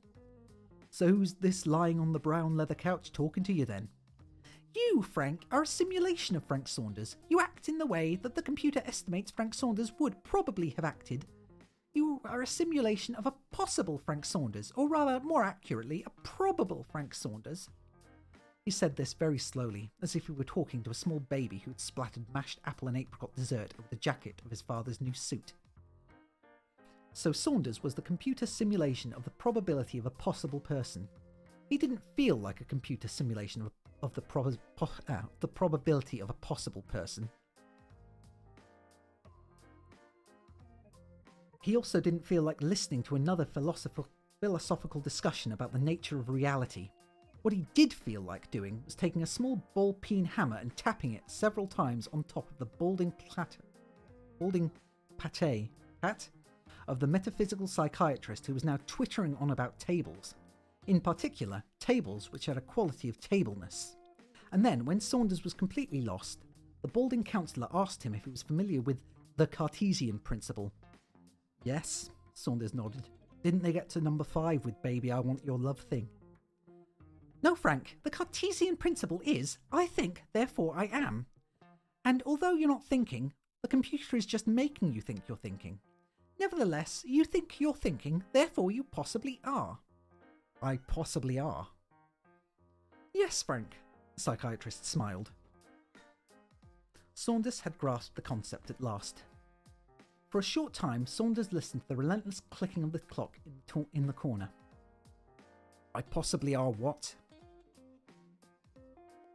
You possibly are. Ah, I possibly are. Yes, the counsellor beamed. Well, thank you for all your help. Saunders got up and made his way to the exit hatch. If I have any other little difficulties, any other little problems I don't really understand, rest assured I'll be round in a shot. I really have been of help. None at all. Saunders smiled for the first time in 2 weeks. You're a useless big-nosed goit. As Saunders turned to go, Weena raced through his hologrammatic body and into the medical unit. Sorry, Frank, she said, turning to Saunders. Doesn't matter. It's not as if I am. I only possibly are anyway. Weena crossed into the room, her face flushed from running. I've got some bad news, Frank. You'd better sit down. Saunders was a little bemused as to what could possibly constitute bad news for a dead man. As Weena relayed the news of McIntyre's suicide, the consequences began to dawn on Saunders. McIntyre was a flight coordinator. He outranked Saunders. Hologram simulation of a full human personality took up 40% of the computer's runtime and burned up enough energy per second to illuminate Paris for 3 years, which is why Red Dwarf was only able to sustain one hologram at a time. With his superior rank, McIntyre would take precedence over Saunders and become the ship hologram. So, he said slowly, I'm going to be turned off? Maybe not, said the psychiatrist. He committed suicide. Maybe he's unstable, not suitable for revival. Of course he is, Saunders said firmly. I'm going to be turned off. I'm going to die for a second time in a fortnight. He gave the air a celebratory uppercut and danced a little jig of joy. Smegging great. Surname? David. First name? I told you, David. Your name's David. No, it's David Lister. Caldecott sighed and reached for the Tipex. Lister gazed out into the busy Mimian street and tried to read at the sign on the window. Deck. I can't even read this backward. I can't read this. Jupiter Mining Corporation. Something. I can't read it. Jupiter Mining Corporation Red Dwarf. Something like that. On a poster on the wall of the newly painted office, 2 crisply uniformed officers, male and female, linked arms and smilingly invited all and sundry to join the Corps and see space. Caldecott tipexed out David from the surname box on the recruitment form and, in his meticulously neat handwriting, replaced it with Lister. Date of birth? Unknown? What do you mean unknown? I was found. In what way found? In a pub? Under a pool table? Lister paused. In a cardboard box? Caldecott eyed him dubiously. Caldecott spent his entire working day sitting in his immaculate white uniform in the window of the recruitment centre, projecting the Space Corps' corporate image, which was white and brave, strong and smiling. Once the suckers have signed up, they'd learn the truth soon enough. In the meantime, it was his job to be white and brave, strong and smiling. He looked at the object sitting opposite him, presently working some unspeakable substances from the tracks of his shoes, the soles of his boots, with one of Caldecott's pencils. 4 or 5 gangly, matted plaits dangled from under the fur-rimmed leather deerstalker atop a podgy face, built for a perpetual smile. Short, fat fingers and nails blotched white from zinc deficiency, scratched at the gap between the top of a green, multi-stained combat trousers and the bottom of a t-shirt, whose original colour was long lost in the mists of time. He looked like a casualty in a catering war, as if all the world's chefs had got in a gigantic food fight and somehow he'd got caught in the middle. If his daughter had brought home this specimen, Caldecott reflected, he would have shot them both without a second's reflection. "Do you know when you were found?" He smiled whitely. "Sometime in November. 55. Well, I need the date of birth for the form. When do you celebrate your birthday?" "Most of the time, actually." "I'll put 1st of November 2155. "Not November. I was about 6 weeks old then. It was probably sometime in October." Caldecott reached for the Tipex again. "How about 14th of October? "Brutal." "Why do you want to join the Space Corps?" Lister thought for a moment.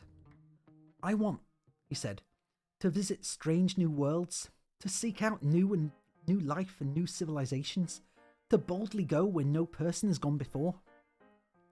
Caldecott smiled wanly and wrote, "Possible attitude problem" in the comments box. "Qualifications? Technical drawing?" "What level? What do you mean?" "Master's degree, perhaps," said Caldecott, almost imperceptibly raising his left eyebrow. "PhD, maybe?" "GCSE?" Caldecott wrote 1 GCSE, technical drawing. "It doesn't really count though, that, does it?" Lister picked up a flap of rubber hanging from the sole of his boots. "Why not?" "I failed." Caldecott took out the Tipex again and obliterated the word possible. "If you'd just like to read through this and sign where I've indicated." Caldecott pushed over the application papers, picked up the phone and stabbed in a 10-digit number. Lister cast his eyes over the conditions of employment. He was signing up for 5 years. 5 long years.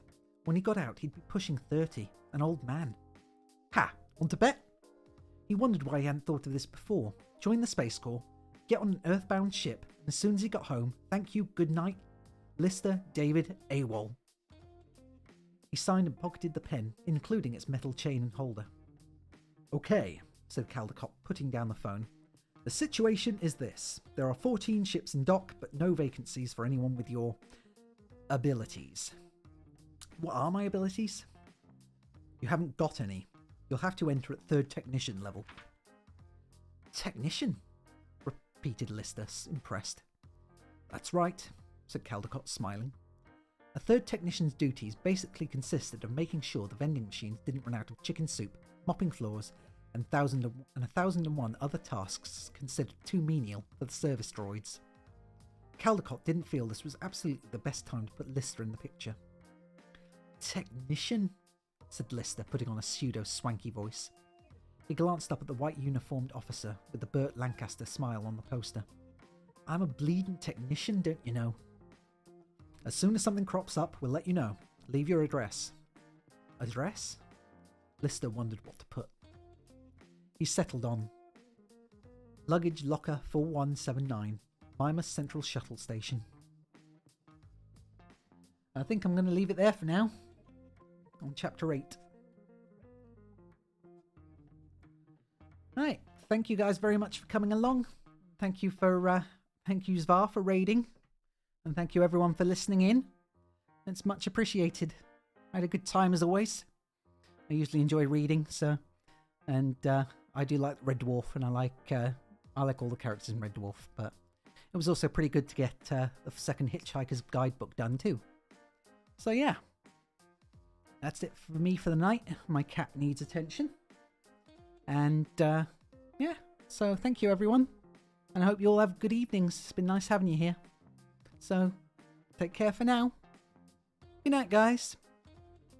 Good night.